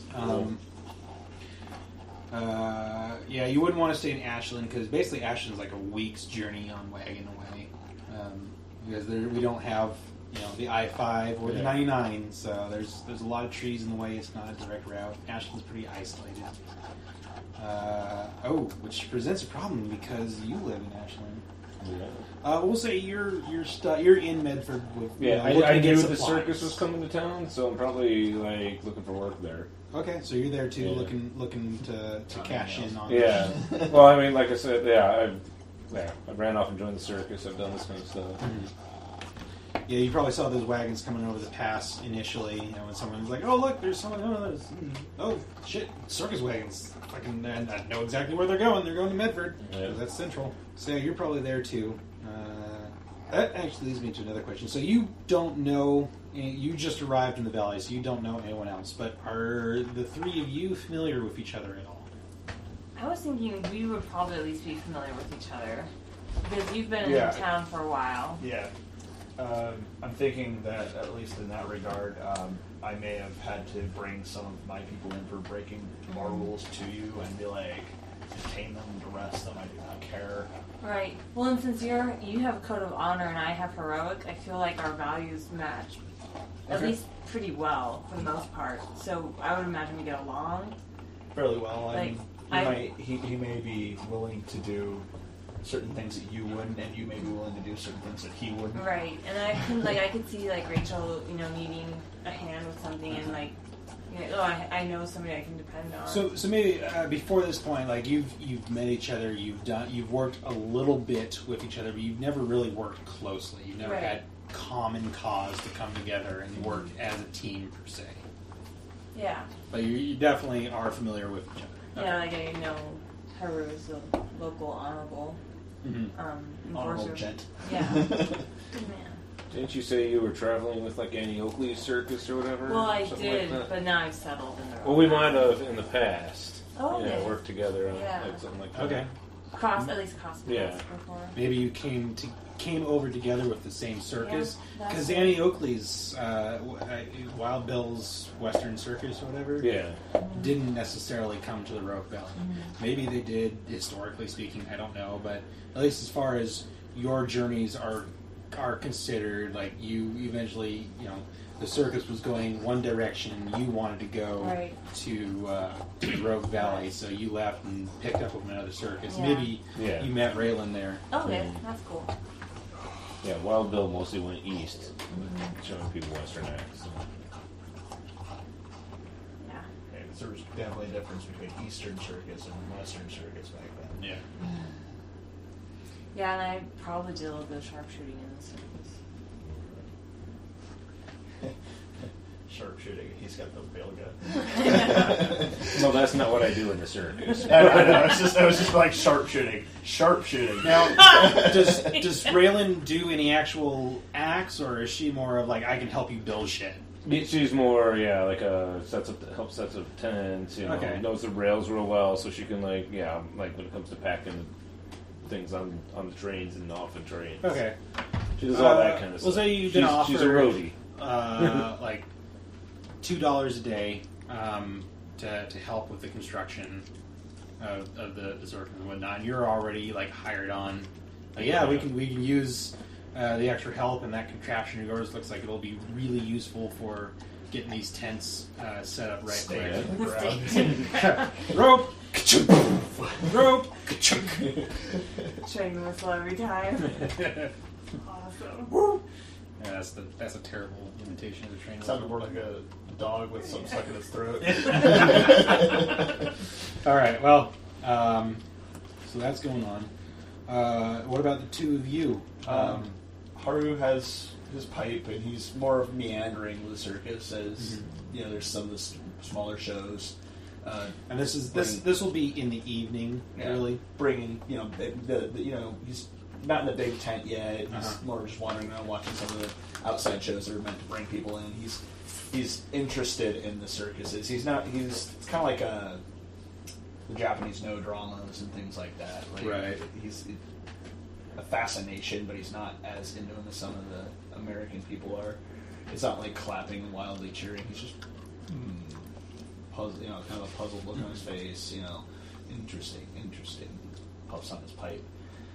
He's got his daisho on him at all times because he wants to keep it safe. And people are kind of giving you a little bit of wide berth. Like the locals are probably accustomed at this point in time, but they're still just like, okay, this guy's got swords on him. Let's not get too close. And that'd be about it. Just wandering. Which is ironic because a lot of people have guns, and Yeah, they yeah. don't think twice about that. Oh shit, that guy's got a sword. He also has his peacemaker clearly on his hip as well, Uh-huh. on his right hip where his swords are on his left, and he's just taking it in. Okay. And there's acts out there. There's clowns and jugglers and things like that. And there's this guy who's doing some crazy ass tricks with ropes. Yep. And as you pass him, he's basically taking one rope and has somehow tied it to the other rope to make it like an even longer rope that he's hooking around someone as like a joke. Actually, Okay. I have a way of introducing myself then. All right, let's do it. Good evening, small one. You are very skilled in rope. I know many people who would be very interested in your skill back home for tying up convicts. Convict. What is this? Prisoner, I think, would be the most appropriate term. One who does crime? Yes, that would be an appropriate assumption. I am but a simple payaso, sir, and as you see, I am working. Perhaps we talk later. I very much would like to speak with you on your skills with rope tying. It is a very interesting art. It is no art, not like painting. It's skill I learned. There's those separation of idioms again. Yeah. You misunderstand. When I say art, I mean display of skill. Oh, Grass, thank you. It is good to hear. You do not need to thank me for acknowledging one who has skill such as yours. Just accept that you are most efficient. God damn it! Accept my compliment. Yeah, he gives you one of his great smiles, and then kind of goes back to work, trying to work the crowd, make sure everybody's happy. And there's maybe some other roadie who's pretending to just be another member of the crowd that you've already been made familiar with, and you're like pretending to rope and tie him like he's a calf. Yeah, I hog tie him. Yeah. And I sit on him and all that kind of good clown hog tie stuff. I can't remember the term, but it was, and he would have used it, but I can't remember. It's the Japanese rope tying techniques it's a actual martial art for tying people up and things like that. It's actually very interesting. Yeah, I think that's kind of what he does, only he learned it from being like a former vaquero, like a former cowboy. Yeah. That's really Cool. Yeah. I like it. He takes a puff on his pipe and bows his head to you before continuing on, just kind of looking around or watching other people. But he kind of keeps an eye on you, like, very interesting. Because it would have been a martial art used by his people back home for prisoners. Got it. And Daisy, you're probably there as well. You're finished with your work, so you're able to like relax and enjoy the circus. All right. Sitting there chewing some tobacco, spitting. Yeah. And is Rachel there as well? Yeah, I imagine kind of earlier in the day, Rachel met up with the Medford Marshal, and circus is in town. Probably gonna be a lot of drunks out, people getting rowdy, fights. So she's there on duty, just keeping the peace. And the Marshal Markson's probably was like, listen, Rachel, you want to go to the circus, go on ahead. I mean, maybe check with Sheriff Ross first, but it's okay with me if you just want to go to the circus. And if you happen to see anyone getting up to any trouble, I won't mind if you bust them. Alrighty, Ed. So yeah, she's also probably wandering around Gajon. She can arrest us all. Be very suspicious. Um, There's a guy with a sword. Swords or something. She's basically just looking to make sure, like, she's enjoying the circus, but she's also kind of keeping an eye out, make sure, like, no one is. You're probably seeing some guy who's had too much to drink starting to get rowdy and kind of give him a look like, Yeah. you better cut yourself off and calm the fuck down, or I'm going to do it for you. You do the whole like leer at him, open up your car, Right. show the badge, Really so. Right. and close it. Yeah. And she's like, ooh. Oh, okay. I guess I'm not drinking any more whiskey tonight. Yeah. So the main show is $1 to see, and the other attractions. There's some carnival games, games of chance and skill, and whatnot. Those are a nickel. Entrance to the oddities wagons is the nickel. Same thing with the different freak show attractions, which I'm not 100% comfortable with that term, but that is the term that was used at the time, at least. The odd people. Yeah. What We term will would try you to be use? politically correct, but if we do not know the proper political correct term, we apologize. Definitely, yeah. But history happened. Historical terms will be used because that's what was used in the time as well. I mean, we'll try to be politically correct. Yeah, we're going to try Yeah. and avoid using anything that's It's kind of offensive. It's kind of a weird I'm bubble. not 100% sure if there's a better term for it. And in the Side sense of- attractions to come sideshow. Yeah, we'll call it the Yeah, the sideshow. sideshow. There you go. That's better. I like that a lot better. Yeah, that's a good way. So yeah, there's it's a nickel for the different sideshows, and I'll let you know. Let's see what we got here as far as the sideshows go. So it's the usual things you expect from a sideshow. There's the Wolfman, the bearded woman, the savage magician, who's probably just some Native American from the the Sioux or something who just knows a couple of like card tricks and magic tricks and stuff like A that. little far for Sioux were the Dakotas. Oh, wow. I was just saying little. I mean, he could have come with them on the Right. the Yeah. choo-choo. Tattoo. Well, they didn't come on a train; they came on wagons. Oh, but, wagons, whatever. But yeah, They come on a some wagon train. some Native American who knows a couple of magic tricks. That is advertised as the savage magician. Racism. That was a good racism abounds. Insert racism. Yes. And at that time, that would have been an attraction. Yes. Instead of just like, this is a guy who happens to be Native American and knows magic tricks. Every fifth person in Las Vegas, for example. Right. Rachel's wondering why, like, didn't you see there were like the games? Mm-hmm. There's a game of chance. There's definitely a shooting game. I just want to narrate, like, she goes to the shooting game. Okay. Gives me a goal, like, shoot. Give me a shooting roll. They're handing you a pistol. Oh, okay. Definitely, you're going to impress. But I just want to see like how impressive you are. Yes. No. We're assuming character competency. Oh yeah, that's a success. So like, they hand you the pistol. All right, miss, go ahead and try your luck. Shoot the targets. She'll kind of go, well, it's been a while since my days in the... Got your guns on yourself.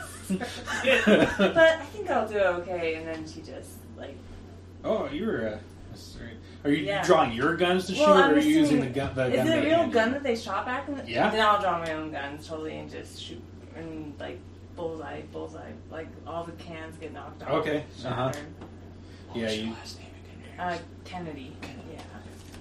Oh, one of them. I have bad news. You have a descendant. A few of them, actually. So she'll just... like, right down the line. Uh-huh. Yeah, it's really impressive when the man kind of hands you your cigar. Nice. And says, well, so you used to work at circus. What circus did you work? Wild Bills. There's definitely like this long, like wide-eyed, like, oh. Yeah, and then she'll just... Imagine, if you will, his chin touching his toes. Yeah. jaw drops like, I should have charged you extra. But you walk away leaving him wondering, like, wait, was that fucking Annie Oakley? Was I cheated? I'll like stick the cigar into my vest. Okay. Games are rigged and she still won. Yeah. Damn it. Because she used her own gun. Mm-hmm. You don't have to worry about ammunition for that. That's cool. They put it on the table next to the gun they provide, but you just grab the ammo. And Yeah, totally. Like, wait a minute, put on my shades first. At night. At night. I wear my sunglasses at night. You're doing your tricks. People are loving it. I'm gonna steal D6? not a D6. I want a D10. There's a D10. That's A couple of people tipped you. Oh shit, that's crooked. $3. All right. Because they're impressed with your rope tricks. They like them. Maybe one or two people are kind of drunk. They don't react too well to getting roped, but they're everyone else with them kind of gets them to calm the fuck down. Yeah. And be like, hey, relax. It's a circus. What do you expect? All this, and it was really cool. And if somebody gets pissed off, he basically has a little pack near him, and he'll toss them like a little handkerchief that he's folded into a bow. Okay. So he just has like a lot of these little colorful things. in his Cool. backpack. I like He it. just passes, I like it. That's awesome. Any specific attractions that you want to go check out there, Railin? Not really. I mean, I'm just going to be hanging out with probably the rest of the carnies and roadies. And Okay. Any specific attractions you want to go to? I'm thinking actually he went to the main tent. And Okay. He may have even paid an extra $1 to kind of get like a really good seat. Okay. Yeah, you got a front row seat then. Yeah. Okay, so $2. Is anyone else going to the main show? Yeah, I'll make my way over there after the kind Okay. of meandering the game. Yeah, for $1 you can get a seat in there. For $2 you can get a front row seat. He's Well, kind of used to You can get in. yeah, I was for going to free. say, I'll get into the main show Yeah, at that point. He's kind of used to the high life and like certain. I think I'll things be that like comes with it. warming up the crowd as they're either entering or maybe once they're seated and they're waiting or something. Yeah. Those two. And then one of maybe the roadies or the other clowns, once they're like getting people ushered in, he'll grab you by the like, hey, come on, you got to see this. All right. Rachel will just pay $1, but maybe she'll like see Haru and just kind of give him like a nod, like, oh, like hello. He nods. He's got his pipe still in his hand, and if you're close enough, he may converse. I don't know. No, Sure, it's not- big well, chance if you I'm- want to. I was big tents, they're kind of big, so I was just kind of. Oh, I was thinking like she just kind of sees you in passing because I didn't pay extra to get a good seat. I'm just Okay. Well, you could have passed him. You could have passed right in front. Okay. There's if you guys want to role play, there's an opportunity to role play for sure. Greetings, Miss Kennedy. Howdy, Haru. How are you this evening? I am most excellent. How are you doing? I'm doing good. In fact, I just won a cigar. For your skills in shooting, I presume. Indeed. I presume that also the man you, showed up your skill for was most displeased that he could not have made more money from you attempting again. To be honest, I'm not sure he would have let me. You are more than likely most accurate. These circus folk tend to be very wily with their games and parlor tricks. How loudly do you say that? Huh? Well, you know what? Never mind. It's pretty noisy. There's people shuffling around, so never mind. He would have said it as delicately as possible, of course. Right. But Well, you say it conversationally, so I don't think anyone could really get that out of all the clamor. Rachel will kind of have this like knowing smile on her face and she's like, yeah, we are. it is a pleasure to see you again, Miss Kennedy. I hope that our paths cross again in a more very favorable. The whiskey. Dun dun dun. Rachel will tip her hat to you and be like, I hope you enjoy the show. Kind of Okay. And as you as well, Miss Kennedy.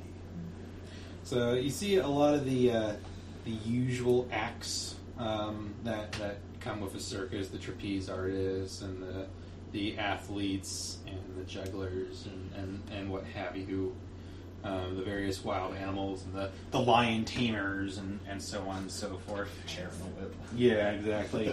And then they bring out one gentleman, Vadim, the Invincible. This big, huge Russian guy. If you thought that Mordecai was tall, this guy is a giant. Mm-hmm. He's big and he's brawny and he performs a bunch of feats of strength for you, lifting various heavy things. And Mordecai invites people, come try and lift these weights for yourselves and see how you compare versus Vadim the Invincible. Whose trait would have been great.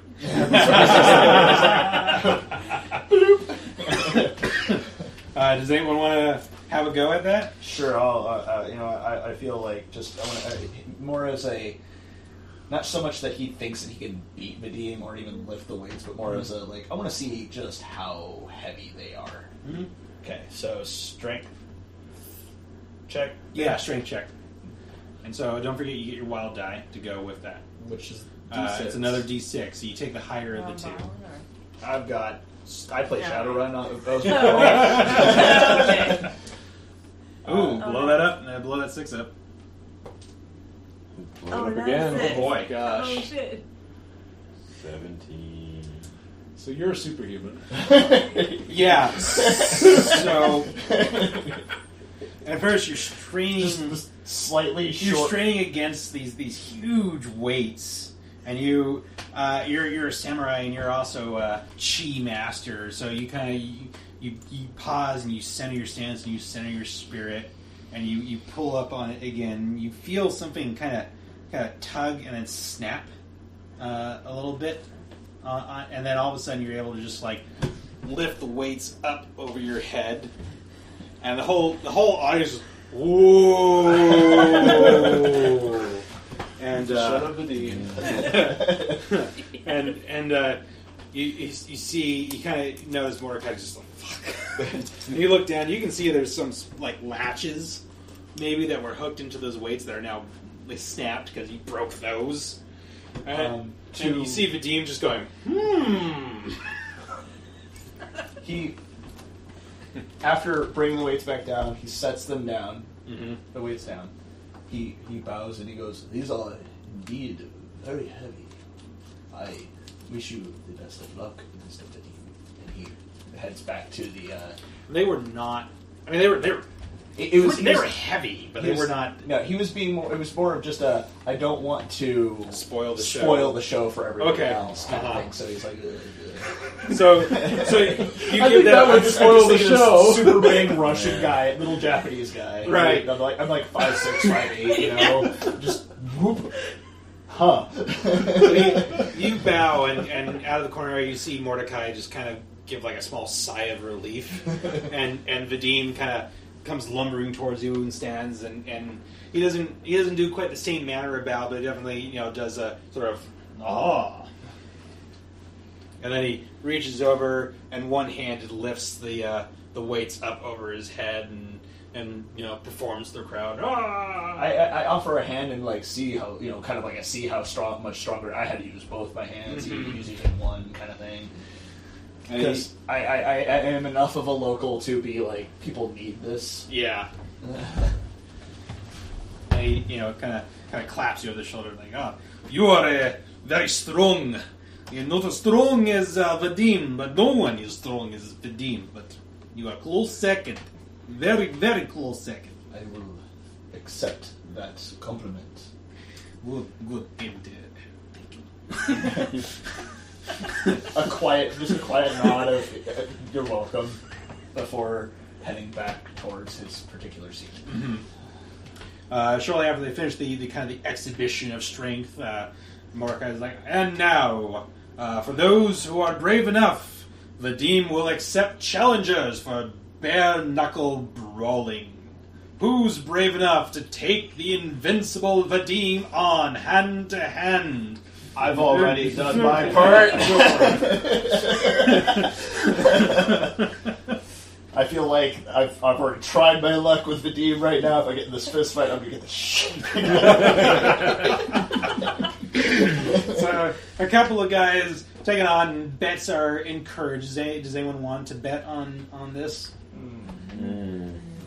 For or against the demon? You know, I'll put $1 towards Vadim, like in favor of. Okay. You easily make your dollar back. Okay. So you gain $2. We'll say $2. Woohoo! I made my money back from Nice. from the show. the show. Yeah. Yeah, there's some brawling that goes on, but Vadim, of course, wins every round. And give me a fighting roll.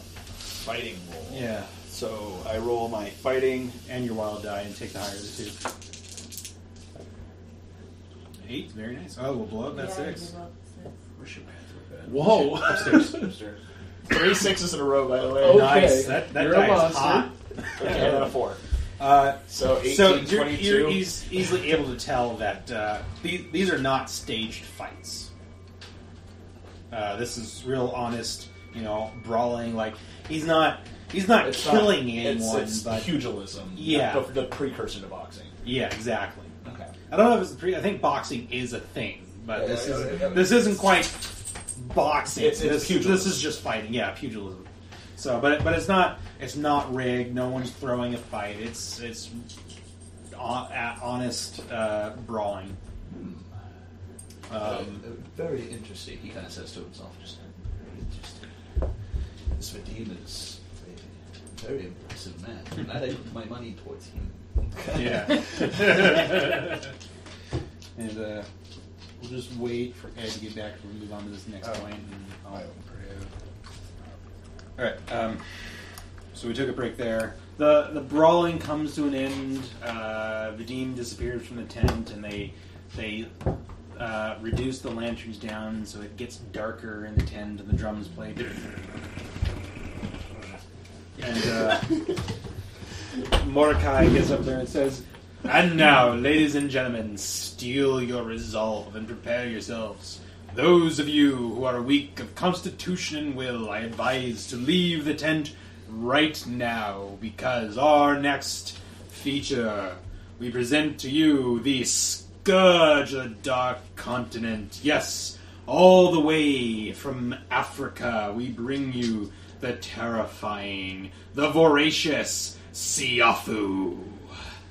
And you see a bunch of men, a bunch of guys dressed up as clowns come out onto the stage, and they gather around the ring, and they're all armed with what looks like flamethrowers. Whoa. And you see another 10 more men dressed like clowns solemnly marching onto the stage with this massive, you can only really describe it as a lead-bound sarcophagus. This thing is huge, and it's got straps and bolts and all sorts of just excessive mechanisms to keep it locked and sealed.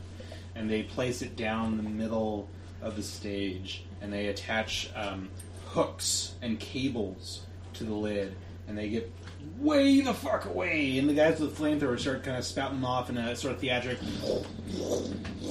The pyrotechnics of the age. Yes. Haru just leans forward, inquisitively. He's slightly uncomfortable with the situation. Like this is definitely something different than before. So he's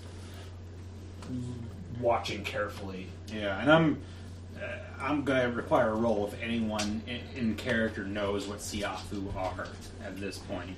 I don't think Rachel Because does. you've probably never heard of these. I can't imagine your characters would ever have had any circumstance to know what Siafu are. You might know out of character. I have not a clue. Really? Out of character, not a clue. This makes me so happy. Because it's so... Sounds like something I've heard of. Oh, really? Oh, I'm going to surprise you all. Yes! And, I don't know. Sounds familiar. Listeners, don't but no. spoil anything. I don't know how you would. Wait a minute. So the drums are going. yeah, Rachel's also leaning forward, And the flames are going. And Mordecai goes, brace yourselves, ladies. Behold the monstrosity, the swarm, the Siafu! And the guys pull hard on the lid, and the sarcophagus tilts forward, the lid comes flying open, and this massive horde of these huge ants comes pouring out of the box, and they cover the whole of the ring, and the only thing keeping them back from the audience, and you can feel the seething hunger coming off these things. These things just want nothing more than to devour all life, and you can feel it. They come seething forward, and the only thing that keeps them away from the audience are the flames of the clowns armed with the flamethrowers. They, when you can see they're cooking off swaths of these ants, and yet still they make no dent in the swarm. There's millions of these things as they crawl and skitter about the ring. And then you hear the panicked cry of a calf, and from one end of the fucking words failed me. The tent, you see men driving a calf forward, a cow, and it goes bolting into the ring, into the midst of these things, and they just envelop the calf, and you hear its cries, and they strip it to the chorus of the audience's screams of horror. Holy shit. They strip this thing in seconds down to the bones, and then they consume even those, and there's nothing left of the calf. When you say it's a bigger ant, like an inch, 2 inches long. Okay. And that's just like the workers. I think that as Macario sees this happen, he drops his rope and is just horrified at the cruelty of what he's just seen people do to this animal. Yeah, there's a little bit of that, from Haru. Just like he has his pipe up to his lips and his mouth is open, so it's not that coughing noise. Yes. And then they let the ants they surge. They try to make, and it's definitely a concentrated attack as they try to break past the flamethrowers to get at the audience, and they surge forward, and there's a belch of flames, and they fall back, and you can see the burnt, crisp bodies of the ants. They got too close, and eventually, after a minute or two of this, as they demonstrate, behold, it's the terror, the voracious appetite, blah blah blah blah, and eventually they drive them back into the sarcophagus with a flamethrower, and they probably killed 25, maybe more percent of these ants. It killed a bunch of them just with the flamethrowers alone as they drive them back into the sarcophagus, and they let the lid that's been held back with the cables just drop closed with a heavy booming thud. And then you see some of while the flamethrower armed clowns kind of keep a ready eye. And this is not like an act. They're ready to just burn these things to a crisp in case they somehow come surging back out. And others rush forward and quickly, latch it close, and they heave it up and remove it from the circus ring. And listeners, for those who don't know, Siafu are a real thing. They're native to Africa. As a specific mountain, really, and they're ants that prey on humans. Literally, they'll go out in their forages, and they won't think twice about stripping a human down to the bones and carting off the meat. Now that the description's out, I remember them now. My wife and I watch a lot of top 10 videos and top 10 deadliest. Top 10 deadliest invertebrates. Boom, number 5. Yep. Those are the Siafu. And it really pleases me that no one had really heard of them, and that the description was hopefully as terrifying as I imagined it to be. Really great food, I think. Fantastic. I think it I was win. terrifying and also morally reprehensible. All right. Perfect. Yeah, technically Haru's Buddhist, so nature, ants needing to feed, but the disturbing level of just feeding this cow to it. So messed up. Yeah, I think the fact that it's like a spectator sport of seeing this calf suffer in this And horrible keep in mind, orgy. animal rights aren't really a thing in this day and age. Daisy's more concerned about like what happens if some of those little ants get out. That's what Rachel was thinking. It's like some ant colonies. Well, one of and them you will definitely be got the gone. feeling like they were taking security very seriously. Yeah. They were not stinting on the number of guys. You know, these were guys dressed up like clowns. They definitely were not clowns. They were the clown makeup and attire was mainly there to try to help us maintain a level of composure. Because if they were wearing what they should have been wearing, we would have just freaked out entirely. Right. These guys are definitely mercenaries, very highly trained with the use of the flamethrower, and very well experienced in basically wrangling Siafu. Wrangling. And this is Deadlands, so there's maybe a little more weird going on with these Siafu. They're maybe more of a malevolent mind controlling them to swarm against humans and whatnot. But your characters don't necessarily know that. No, we're Just blissfully ignorant. yeah, but just I mean, less so now. Siafu are not necessarily that well All right, coordinated. everybody, metagame it, but don't tell Ben. Yeah. All right. So there's not really any other particular show in the main show that stands out. It's more of the usual circus fair. You see maybe one other one that stands out, and I relate this from real life experience, having seen this at a circus. But you see like some ladies performing various athletic displays, and at one point, like she gets up on this. Like that? Yes, Just just like that. It does involve a dog, in Okay. fact. But it's this little dog,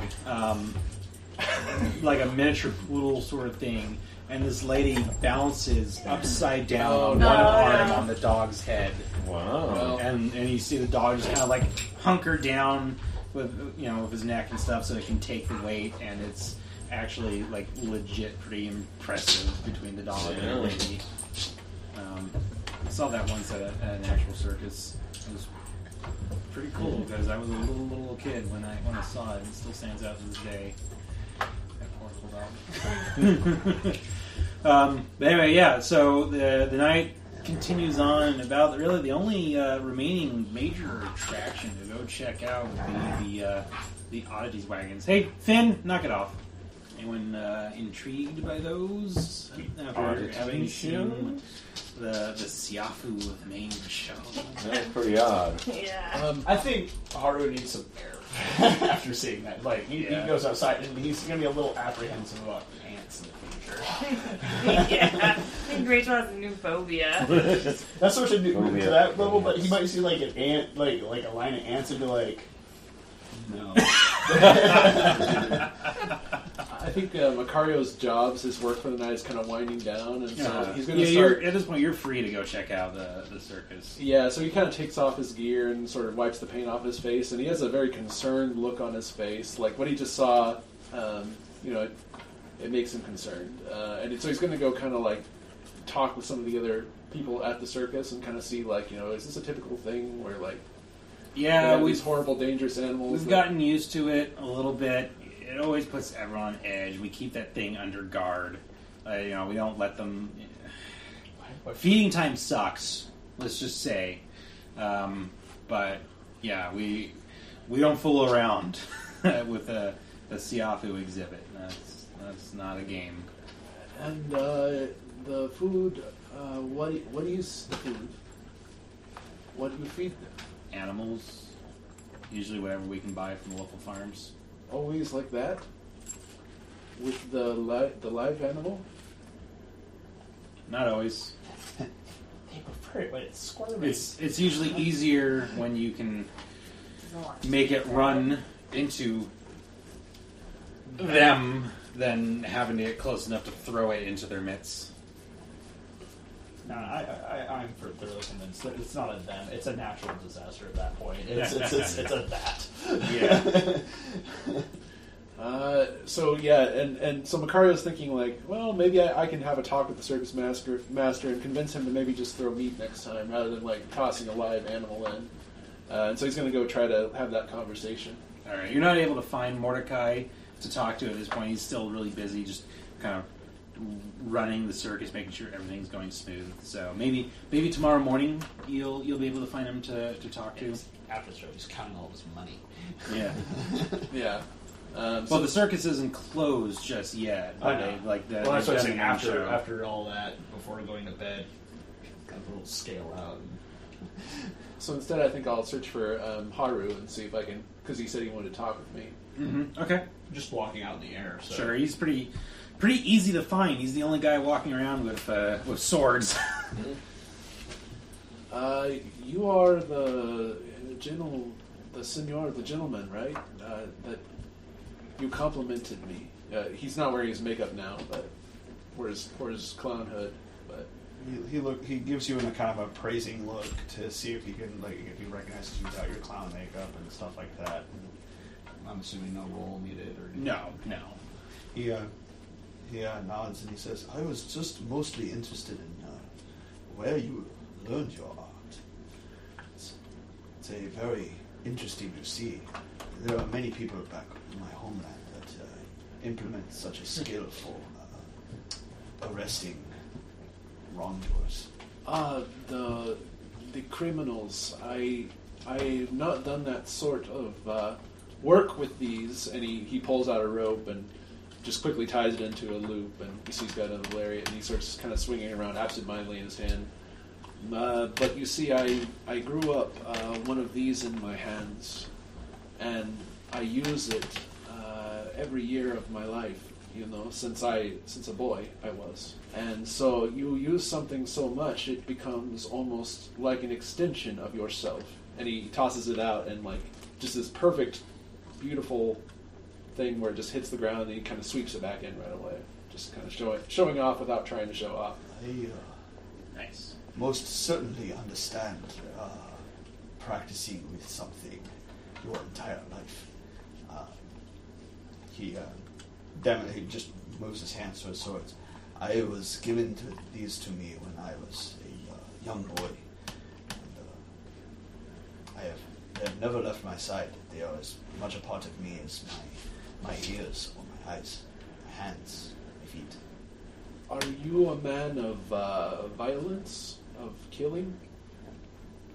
If the situation calls for it. It is my thought that situation not call for it most of the time. There are many options.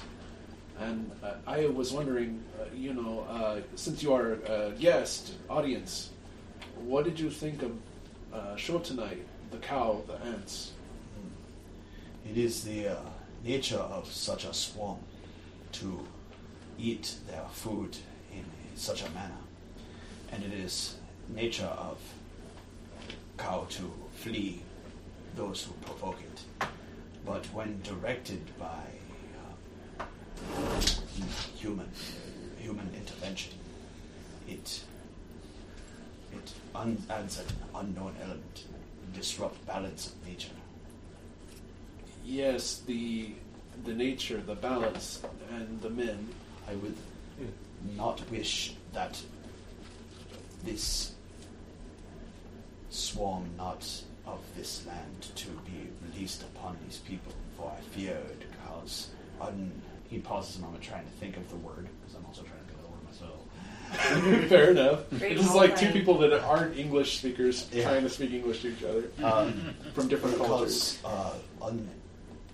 Unrepairable damage to this bountiful area. So it seemed to me that though you kill a man, you also know the value of the world. And so I would know you better, sir. I would be most appreciative of your further conversation. And he kind of gives you a kind of an awkward pat on the back, and I guess we would walk off at that point. He lifts a hand as kind of just an indication of not used to being touched by people. Okay. Physical contact is not common to him, so he's just like a simple handshake. I think is what the Westerners do in this circumstance. He gives you one. He, as he does, he grabs your hand, but he also adds a kind of a bow to it. And he, when he writes himself, I am pleased to see that not like some of the other people, you find it as offsetting or off-putting this act of bringing something from to be foreign place for violence. To be fair, that's the awful exhibit. It was probably 99% of those people were offset. Yes, yeah, I can imagine. It's like babies crying in the audience. Fire. I think, yeah.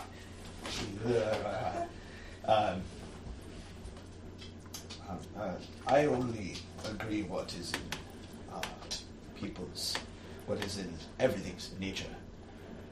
My nature happens to be the art of war. Yours is the art of entertainment. It is different, but it is the same.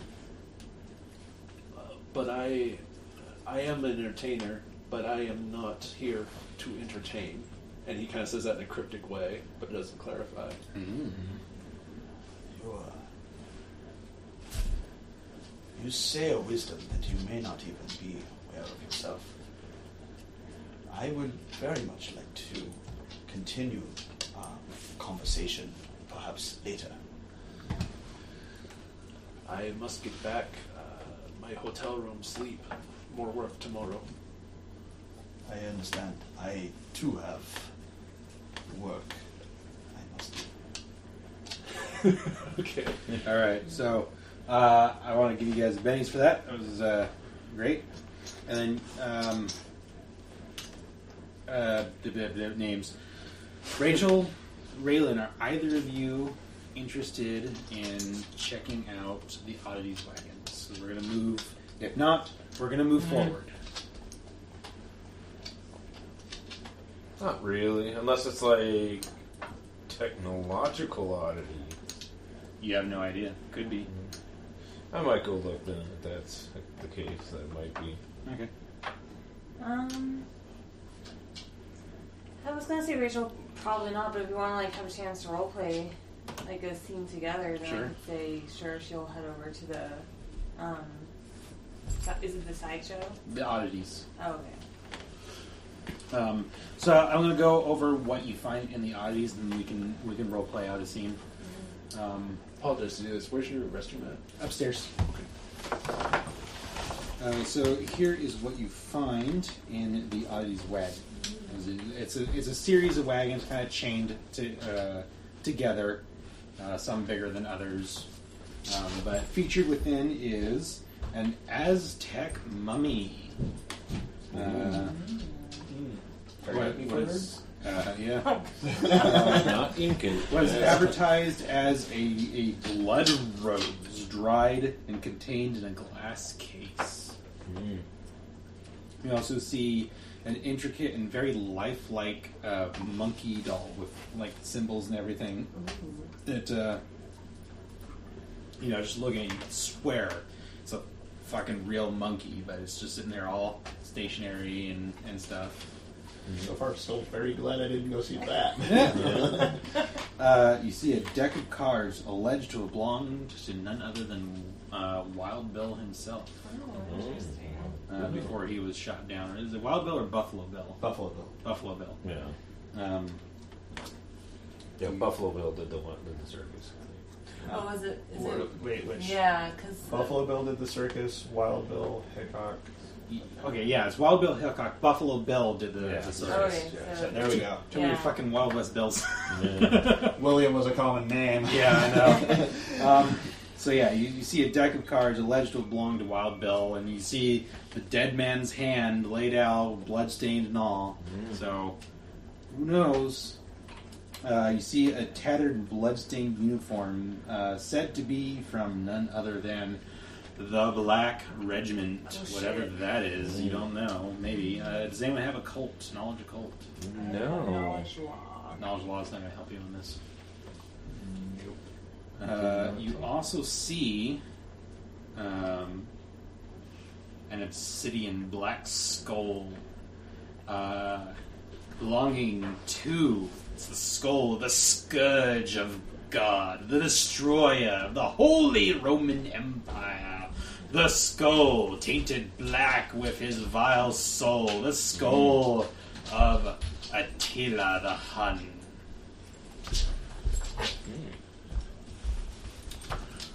You also see a hand in a box labeled as the hand that would not die.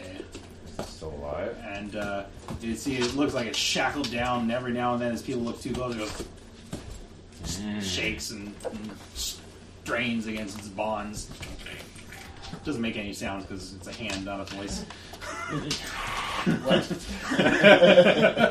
It doesn't go like this and mimic a voice? Maybe at one point.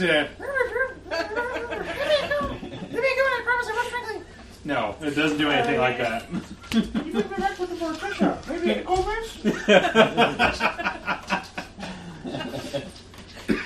You also see a pen that contains the fearsome Javarna, said to be a carnivorous, bloodthirsty wild pig from the southwest.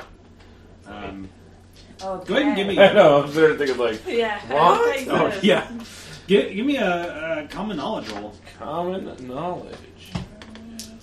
Oh, I got 2 2s. You're convinced it's a fucking Javarna. Yeah. 6. Yeah.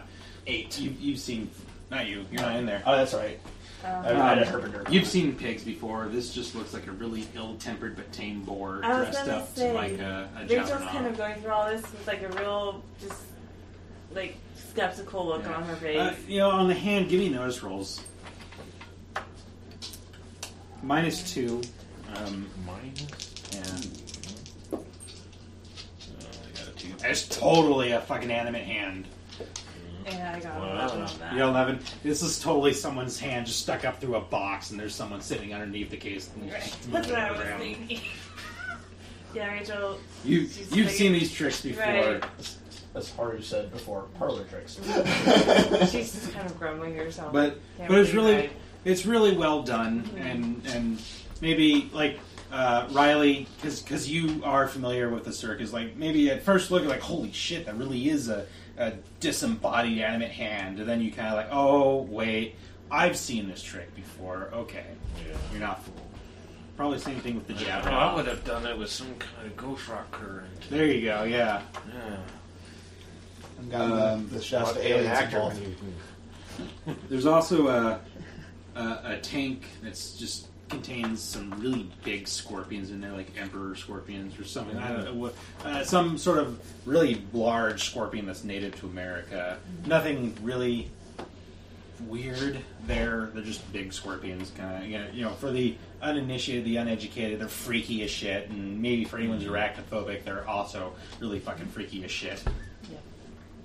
Benjamin Pingo there. Yeah. Oddly enough, I'm not all that freaked out by scorpions. Spiders on the other hand, fuck those. There's also another pen that contains an impressively large mountain lion. This is even fucking big. Does the pen look sturdy enough to contain Oh, yeah. the mountain? Yeah. Oh, okay. So you don't have to worry about like mountain lion breaking loose. I mean, these guys have managed to keep and maintain a sarcophagus full of Siafu ants. Okay, Yeah. sure.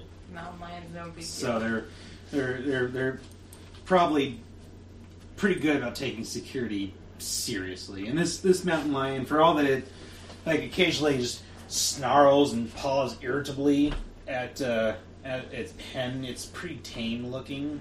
Like it's probably just not accustomed, despite the number of shows it's probably been in. it's infrequent enough for it that it's just like, oh god, people, fuck off, please. One thing you see that kind of not nearly as disturbing as the Siafu, but you see what's advertised in the stuffed remains of a chupacabra, and it is pretty convincing. Like you're trying to see where like they maybe stitched a bunch of animal parts together or had a mock-up made, and you're not seeing anything that would indicate that this is a fake. Also on the disturbing side, you see a fish tank, a big, huge fish tank, and it contains what's called nibblers, and they're like these large, not giant, but they're about piranha size. They look like piranhas, but their mouths are just filled with these oversized fangs, to the point they can't even close their own jaws without cutting themselves, and they're vicious and voracious, as the person who's kind of standing by the tank tells you.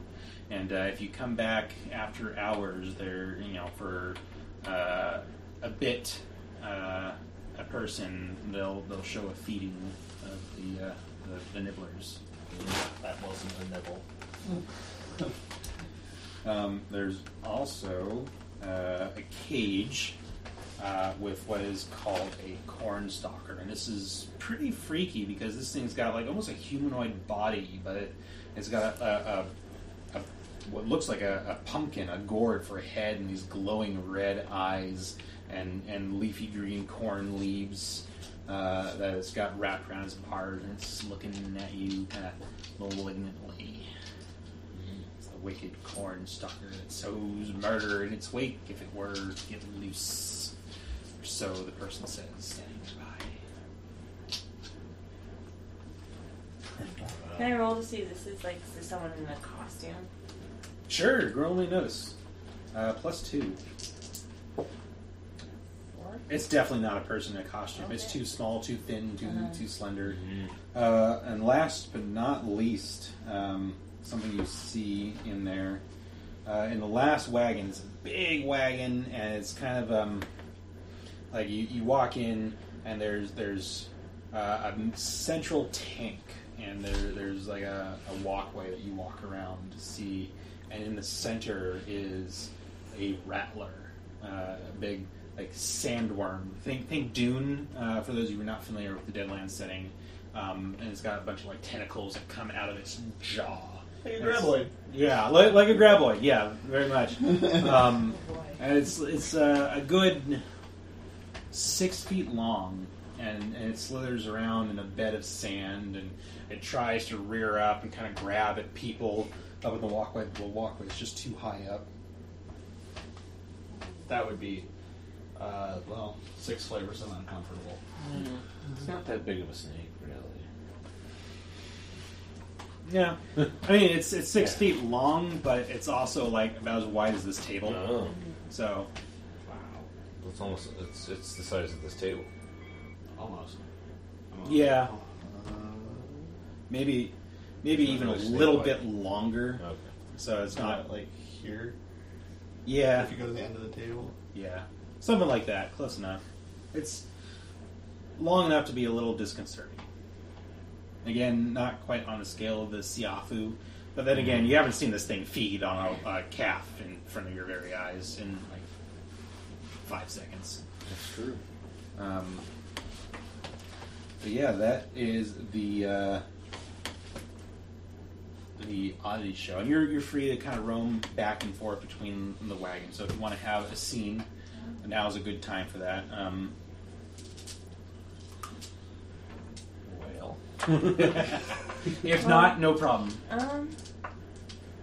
Well, so we already know each other. That's true. So. Yeah. I might, like, as I'm walking through, I might catch your eye and just be like, "Oh, Railin Daisy." Deputy? Should have known I might run into you here. Enjoying the Circus show? is in town. Of course, I'll be here. Yeah. It was an interesting show. I mean, don't see that every day, do you? No, indeed. Not regular kind of entertainment. That's for sure. I mean, what do they do when those bugs get loose? I don't think about that, Railin. I surely don't. You working? How do I say this? Not hitched a job, but you signed on with Just while they're in town. Yeah. I was trying to help her finish her sentence. Yeah. This hair circus. Yeah. Thank you. Yeah. You signed on with the circus? No, just while they're in town. Get some extra money. Do you have like family in town? Oh, well, your dad, right? Yeah. My dad's gone. Yeah, I'll be like, any word of your... I haven't heard from him. I'm going to try to find him back someday. I just don't know where to start. It's real odd what happened. Just got a letter saying that someone took him from the railroad and said that he's gone, and yeah, was kidnapped. Because,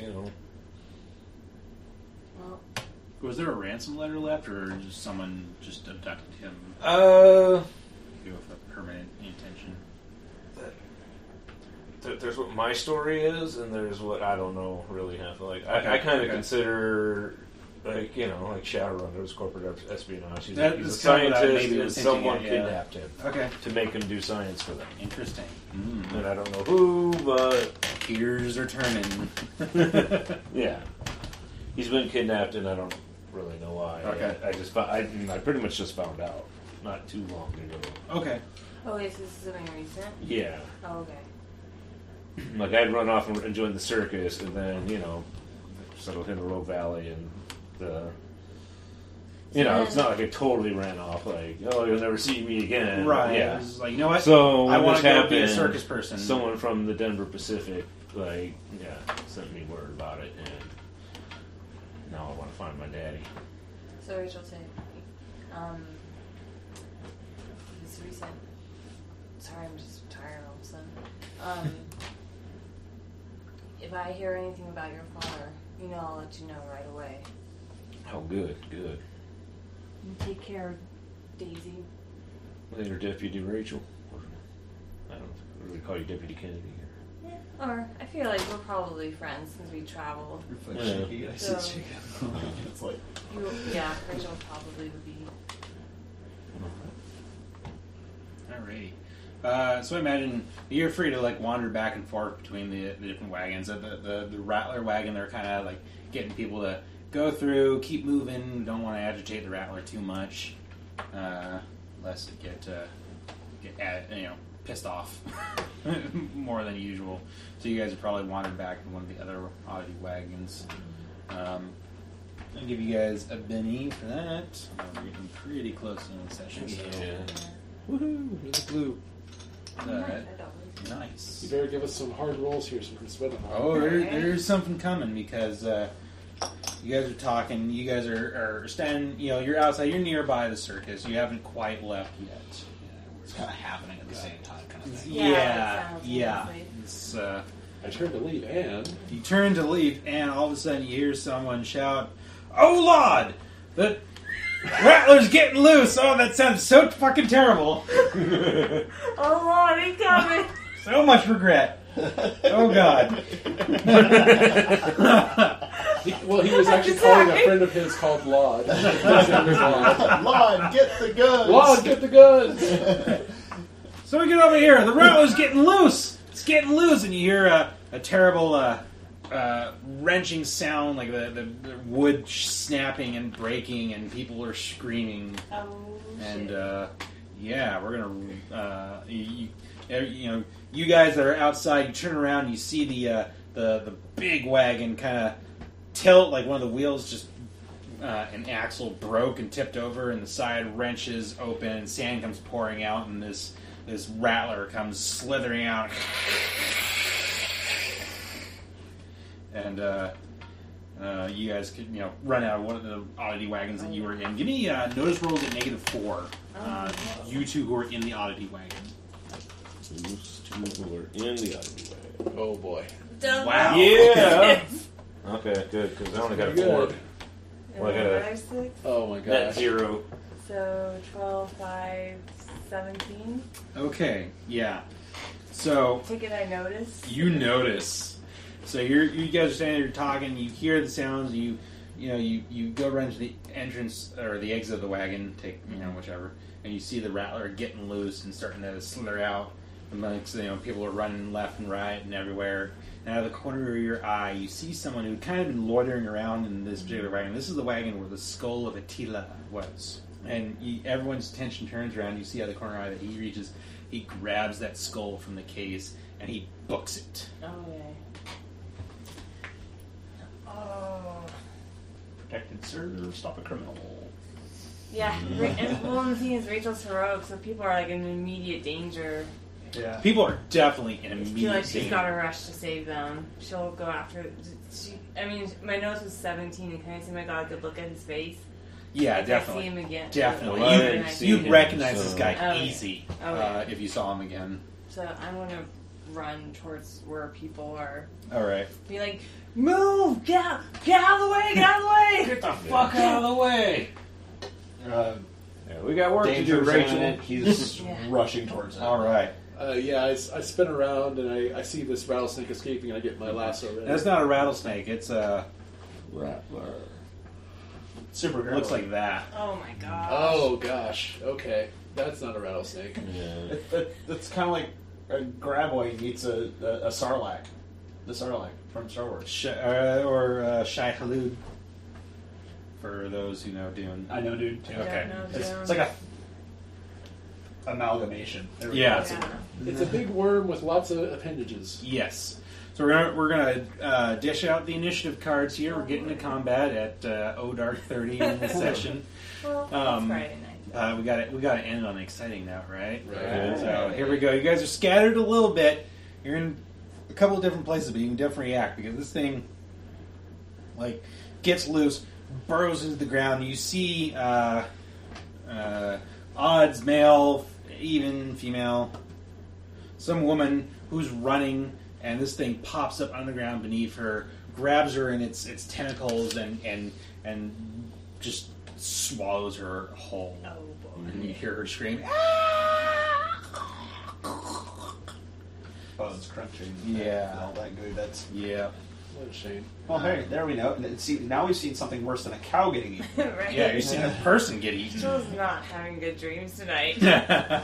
So here we Bugs are go. not okay. For Haru.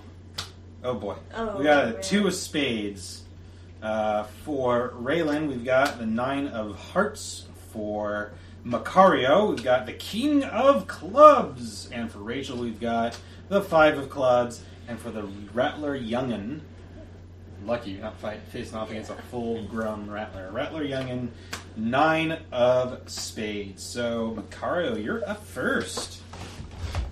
Yeah, so Macario kind of gasps in horror as he sees this woman go down, but he acts as quickly as he can to get a lasso around this thing and try to get it underneath this thing's gills, sort of, and tie it down and keep it from moving around too much so somebody else can get closer and grab it. Okay, all right.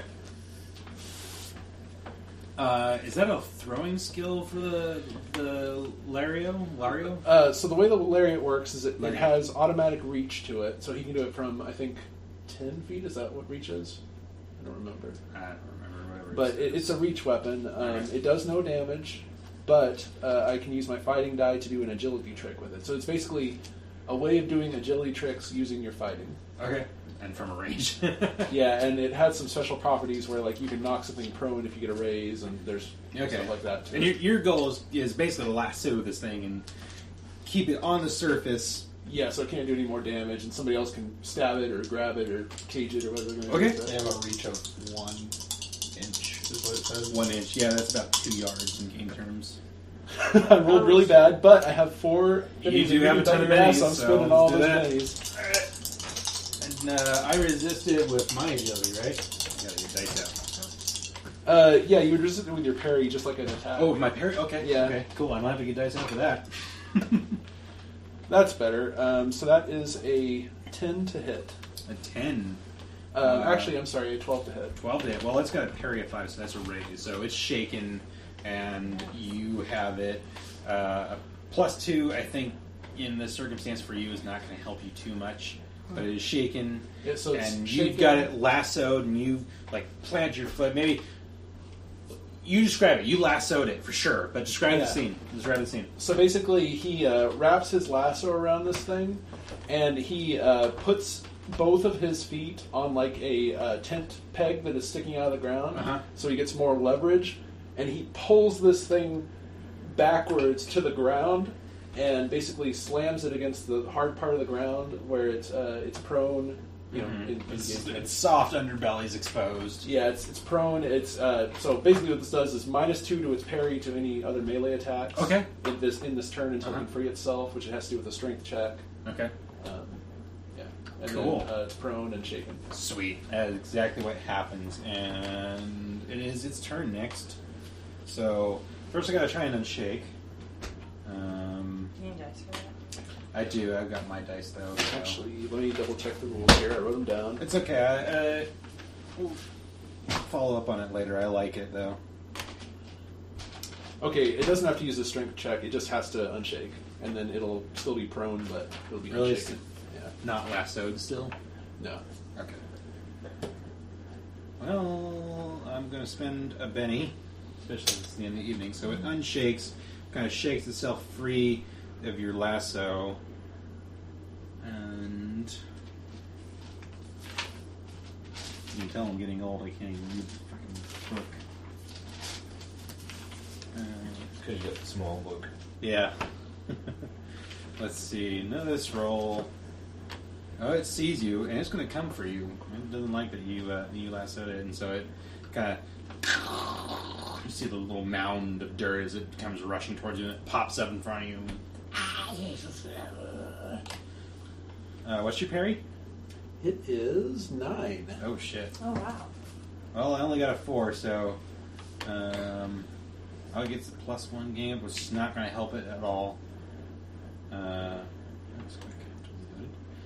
So yeah, it pops up and it's trying to swing at you, and you're like, using your lariat to just knock its tentacles out of the way, or you're dodging out of the way, however you want to describe it. He leaps off of the little tent peg that he was on, and almost does like a half flip to his feet to the side of it when Sweet. it goes for him. I like it. It's pretty acrobatic. Mm-hmm. That's really cool. Railin, it's your turn. Alright, I am gonna go woo-woo! And shoot the railgun. Alright. It's a nice overcharged bolt, which is going to spend an extra power point, but I get 3d6 damage. Nice. Oh, yeah, maybe 46 damage. Just a 13 to hit. Sweet. Yeah, that's going to raise.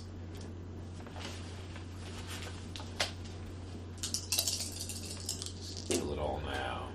That's not too great. 11 damage. Well, I'm going to try and soak that.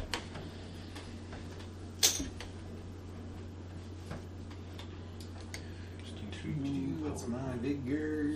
Oh boy. No, I'm gonna try and soak it again. Alright, you heard all the minis right away? Yeah, well, we're basically at the end of the session. I just wanted to last it, make the battle last a little bit longer, but nope. Let everyone try to get an attack on the No, you fire off that railgun of yours. Something like that. Woo! Yeah. And Every time. this thing's reared up. It's trying to attack Macario, who's leapt agilely out of the way, and then your railroad spike that you fired hits it from one side, and you see its guts just spray out the other as it punctures it, and the thing screams and screams and reels back, and then flops over and writhes for a second, and then goes still and limp. That is a badass railgun. Yeah. And yeah, the Rattler youngin is dead. Alright. But yeah, in the Chaos and Confusion, you lost sight of the guy you saw. You kind of saw what direction he went in. Okay. There's lots of people running around. Why don't you all give me notice rolls? You three who didn't necessarily see the dude before, give me a roll at -2. You can roll at +2. You were, and especially since you didn't get a chance to act in the combat, you were able to kind of like, okay, I saw that guy steal his skull. That thing's dead. Where did he go? Okay. I didn't get deck. That's true. Since it's the end of the session, Yeah. Two. Oh, This is the end of the session, so spend. Yeah. I'm adding a d6 to my roll. Okay. spin. Oh yeah, sure. I'll add a D. Alright. Oh, it's 6. I'll just do a reroll. So Okay. 9. I got a 10. I'll add D6 to mine. I was blind to the commotion. Do you Or add them can I together? keep them spend again reroll? Yeah. Yeah. You add, you get your whatever. You take the best of whatever. I you spent roll. a blue penny. Uh-oh. Reroll So I again. got a 9 on this one. 18, And then- baby. Oh. And then you spent a blue A penny? 5. Ooh. Well, I had a 5 and then I spent a blue penny. Ooh, I got Oh, a and then you got a 9. Yeah. 17. You add that together. Oh, So you okay. got All 14. right. Well, minus 2, 14. so 15. Alright. We all got raises. All right. So Wait a minute. I want to. I want to beat everybody. So what happens? You all see this with the chaos and the confusion. You don't necessarily have time to act upon it right away, but you see this guy come running out. He's got a skull tucked under one arm. It's big enough that like he can't keep it concealed. He's trying, but he's not doing a great Put it in job his of jacket it. and make him look like he has one boob. Right. Shove it up under his shirt, pretend like he's pregnant. Yeah. But he comes running out. You see a second guy come running from what's left of the Rattler wagon. And he kind of joins up with this guy and 2 others who are standing kind of nearby with horses. They get up on those horses and they ride off kind of towards Ashland, but definitely like straight out into the forest. Ooh. Weird thought. Uh-huh. Can I roll a common knowledge check to see if it looks like Ezekiel Boone at all? Sure. You mean Jonathan Graves? Oh, yeah. Grove? Grove, that's right. Although, now that I've said it, I like Graves a lot better. Yeah. I think I'm going to change that. Jonathan Graves is the Okay. stagecoach robber. I got a 4. 4? Yeah. No. Okay. No. You don't recognize Jonathan Graves. Okay. I totally like that a lot better than Grove. But you definitely see these 4 guys, and everyone got a raise at least, right? Yeah. You definitely recognize these guys again. They stood out, especially because they're, where everyone else was like running and screaming and panicking. Oh God, there's a fucking rattler loose. These guys were pretty straightforward and calm. Maybe the guys that were running from the wagons were just a little panicked, like, okay, we just let a rattler loose, fucking run. They were calmly more. They were like, we've got a destination where everyone else is kind of like, right. They knew where they were running, where everyone else was just like, I'm trying to get out of the area and I don't know where I'm going. there's a difference between panic and get out. Yeah. It's worth asking. The woman is dead, 100%. Oh yeah. Okay. Yeah, she got a hit. I think Macario goes and checks that, and he kind of looks sad and closes his eyes and puts his hand over his heart. Oh. So what's your course of action? What do you want to do? Those of you who've lived here long enough, you know that going out into the forest at night is not a great idea. People who do that, at least the people who go out alone, have a tendency to not come back. Well, and also they were on horseback, right? Yeah, they were on horseback. Me horse not here. Yeah. Well, And there's a lot of chaos and confusion going Yeah. on still at the circus, even though the Rattler is dead now. Rachel's gonna probably look for Mordecai. Okay. Yeah, Yes, you he's in find him charge. pretty easily. He's reacting, like trying to direct people and Yeah. get things under control, and especially once he sees that his Rattler is dead. And you see kind of this brief moment, brief twinge of regret that one of his attractions has been killed. But it's just the briefest moment, and there's more of a relief that only one person really got killed. Right. So as far as his priorities go, you just at a glance you kind of figure his heart's in the right place. Okay, so Rachel's gonna flash her badge at him and just be like, "Are you getting things under control here?" Well, I'm certainly trying. Okay. Deputy, is Yeah. that correct? Deputy Kennedy. I hope I can rely on you to help get your local civilians under control. I think the threat is past, but I've got my people already securing my attractions and my creatures and stuff. So rest assured, there will be no more unplanned releases this evening. Good. I'm gonna be I'm I'm so tired. Sorry. That's okay. Let's see. I'm going to be establishing order. I need to go look at the body, see if I can identify who it is. Body? Yeah, a woman. There's not really much body left. Okay. Crush, poop. She got eaten. Oh. People jelly. Yeah. Well, there is a body left. It's just inside of another body. Yeah. Her name was Patty, and she got pate. Yeah. Oh, that's awful. And it wasn't like she got eaten whole. This thing wasn't quite big enough to eat her in one gulp. Yeah. That's brutal. So, like, there's no way to identify who it was? There's definitely a way. If you're going to identify who it was, it's going I to have take a some name. time. Oh, okay. Shit, Benny. It's going to take some time. You're going to have to cut this thing open and gut it and try to sift through what's in its stomach contents. Well, that sounds like a So job it's going to be a process. for the doc to handle. There you go, yeah. I'll just let them know that I'm there. I'm establishing order. Sure. Calming down civilians. I'm assuming that the marshal. Give me a knowledge law roll to establish order there. You're kind of trying to take charge, get people to stop running every which way Right. and panicking. I'll Oh let you know. boy! All right. Unless that. you want No, to, and we might as well. I mean unless you want a Benny for it, but I don't think it will really want that. serve the narrative at this point in time. 6, there we go. So 11. 11. All right. Yeah, you're able to get like all right, everyone, calm down. Threat's done. Just stop running everywhere. Go home in an orderly fashion. And Marshal Markson shows up, and a couple of his own deputies show up, and they don't necessarily take over the situation, but they definitely take charge and Right. start driving. All right, In folks. Medford, which is there. Right, but you're the sheriff's deputy, not Oh, the okay. marshal's deputy. So Oh, sweet. you, at least as far as the other deputies are concerned, you outrank them a bit. You're probably on par with the marshal, Oh, okay, cool. I'd say. I don't Yeah, know so if that's we'll- really a real thing, but we'll go with it. Yeah, we'll start calming down civilians, sending them home. Yeah, that's no problem. And after maybe a couple hours, we'll get to you guys and what you're doing in this time as well. But after maybe an hour of kind of managing the situation, Mordecai comes up to you and says, I think a few of my attractions are missing. Yeah, we saw some men ride off into the woods on some horses. It looked like they had taken at least this skull from the The skull? What did you call it? The Oddities The wagon. oddities wagon. I can recognize them again, but I'm not walking into the woods after dark.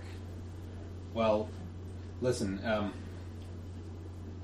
don't mean to cause alarm, but it's really quite important that I get that skull back, and I'm willing to pay a reward if you want to get a posse together to return that.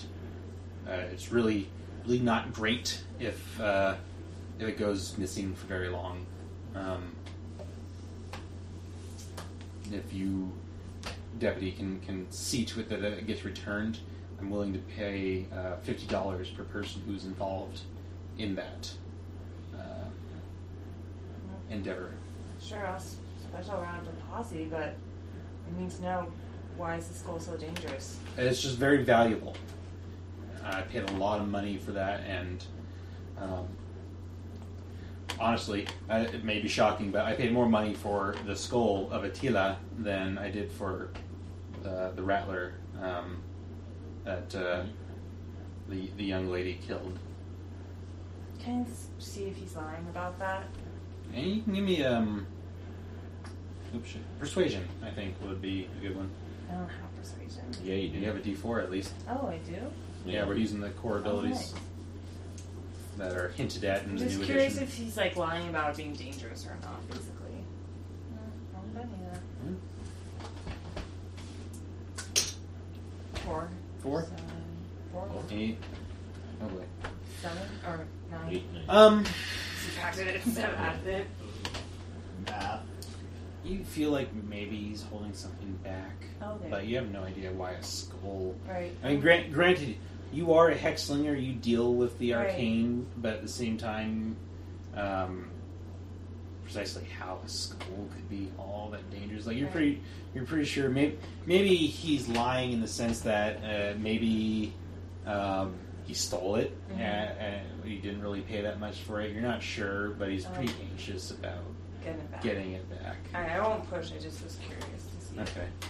So, yeah, I'll run with the posse. We'll head out in the morning. It ain't safe to ride in those woods after dark.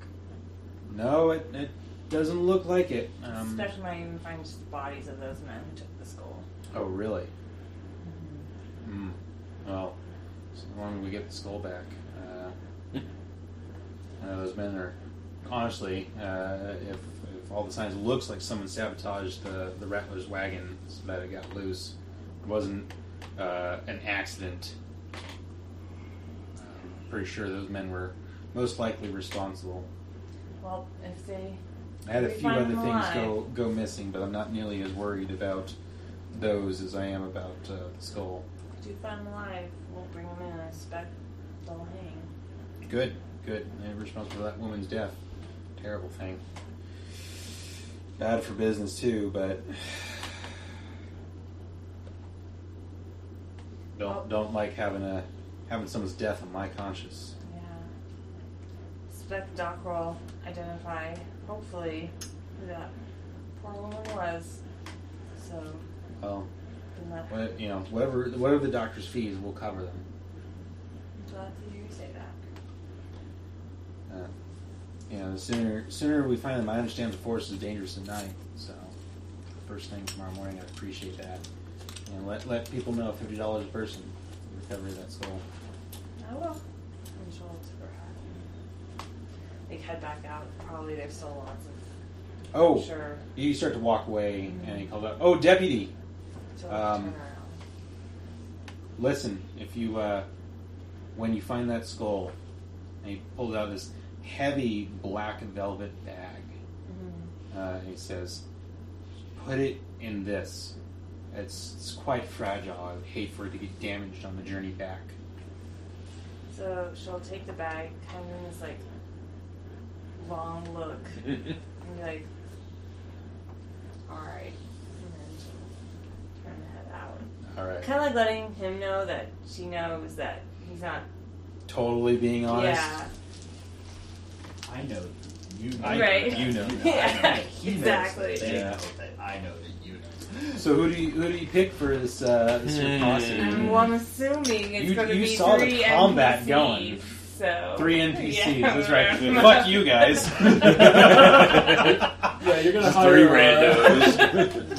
Three random guys. So I asked how many. You're a strapping young lad. Come here. Now, well, I mean, You saw the combat. Oh, okay. Yeah. It all happened quicker than you could draw your guns and shoot this Right. thing. But you saw this well, rodeo yeah. clown. In fact, I'll probably have. Yeah. You saw this rodeo clown Yeah. like friggin' lasso this thing and haul it back just with the raw strength of his own Definitely his want own arms. that rodeo clown on my posse. Where's that guy with the sword? Yeah, the guy with the sword.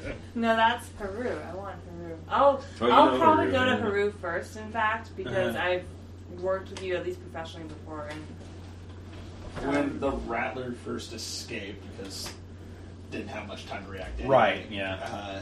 When the Rattler first escaped, he looked over to it, saw people running over it, and decided to turn his attention to keeping other people out of the area. Okay. Like, don't run that direction kind of thing. Cool. So you're kind of doing some crowd control there, just like, get out of the way, get out of the way, get out of the way. Yeah. I don't So- remember where that's from. yeah. So I'll kind of like stride up to you and call out Haru. What is it, Deputy Kennedy? How can I help you?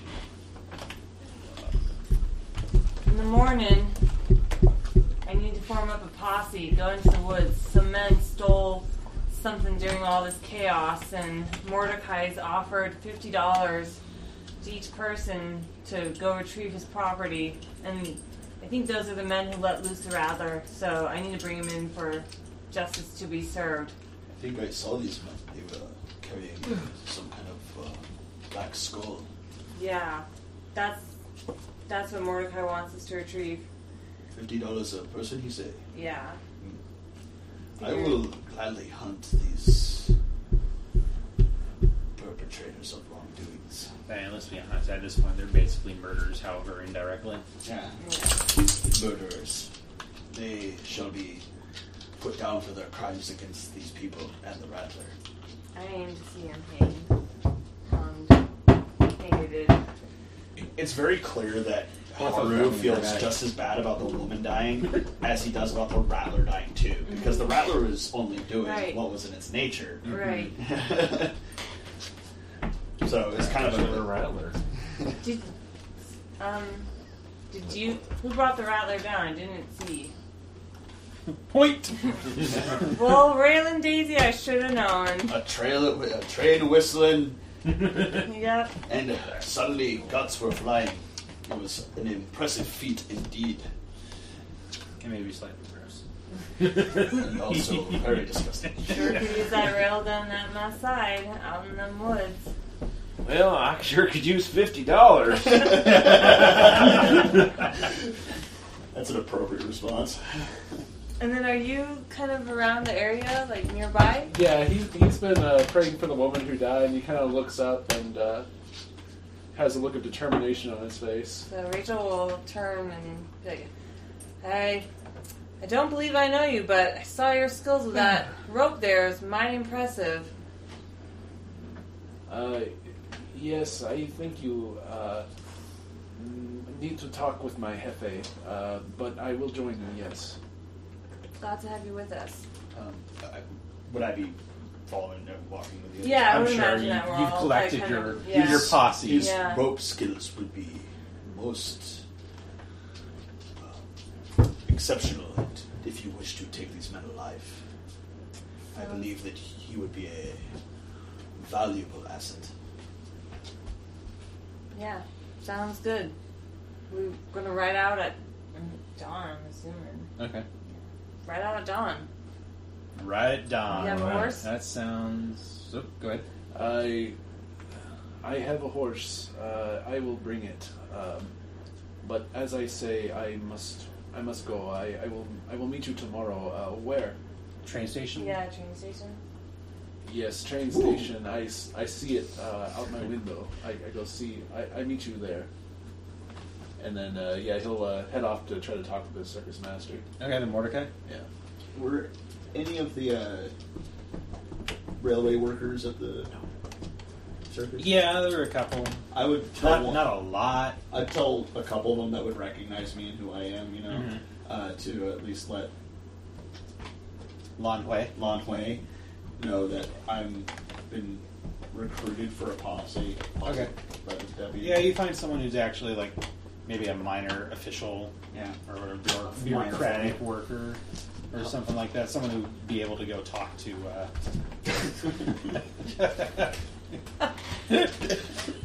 We've got a minor rodeo here with Porthos. You find someone who'd actually be able to go talk to Lan Hui and let her know that you're because he's going to stay here and he can not go all the way back in Jacksonville. Yeah. That's fine. You were looking for the ringmaster, right, Mordecai? Right. Yeah. Macario, sorry your first night with us was like this. It's not normally quite this chaotic or awful. Macario kind of looks down for a moment and then looks him straight in the eyes, and he says, "You have dancers, you have performers, you have animals and delights and comedy and clowns. Why do you need these creatures that kill men? These creatures from lands not here? Why do you need them? See what they have done. See the danger. See the ants today. The ants. You could see them. They crave the blood. They are not meant for this place. Why? Because people crave thrill and fear. It's not enough simply for the delights, the dancers and the clowns. People want to be scared. They come because they know that we will show them the greatest horrors that the world has to offer and be safe seeing these things where in nature they would not be safe. Was that woman safe? Well, until that man released the rattler without my blessing, or anyone's blessing, I would certainly never give him a blessing for the rattler to be released. And if a man release ants, and if a man release lions, and if a man release... And he kind of goes off like that, just trying to make a point. Then I would want that man brought to the highest of justice. This carnival, this imaginarium of wonder and terror, yes, of terror, certainly. But this is a place of safety. This is a place where people can witness the awful and the horrific and walk away soul intact. I want these men brought to justice, Macario. Yes. You offer me $5 to work for you. Keep your $5. I will bring these men to justice. But think on the life lost tonight. And he leaves after that. Not seeing it. I certainly shall, Macario. Yep, and so Macario's basically saying, I'm not working for your circus anymore. This is bullshit. Yeah. But I will get those men back because they killed a woman. Basically.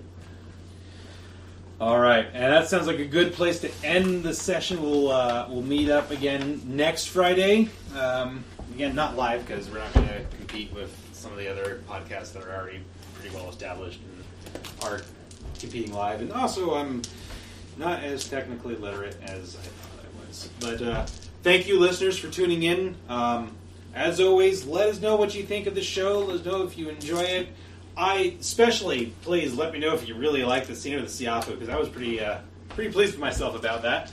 And you can find our website. It's I don't even remember. sites.google.com/view, something like that. I don't know. It's on our Twitter. Just search RVR Podcast on Google. Yeah, RVR Podcast. Search RVR Podcast, and you'll find our Facebook. You'll find our Twitter.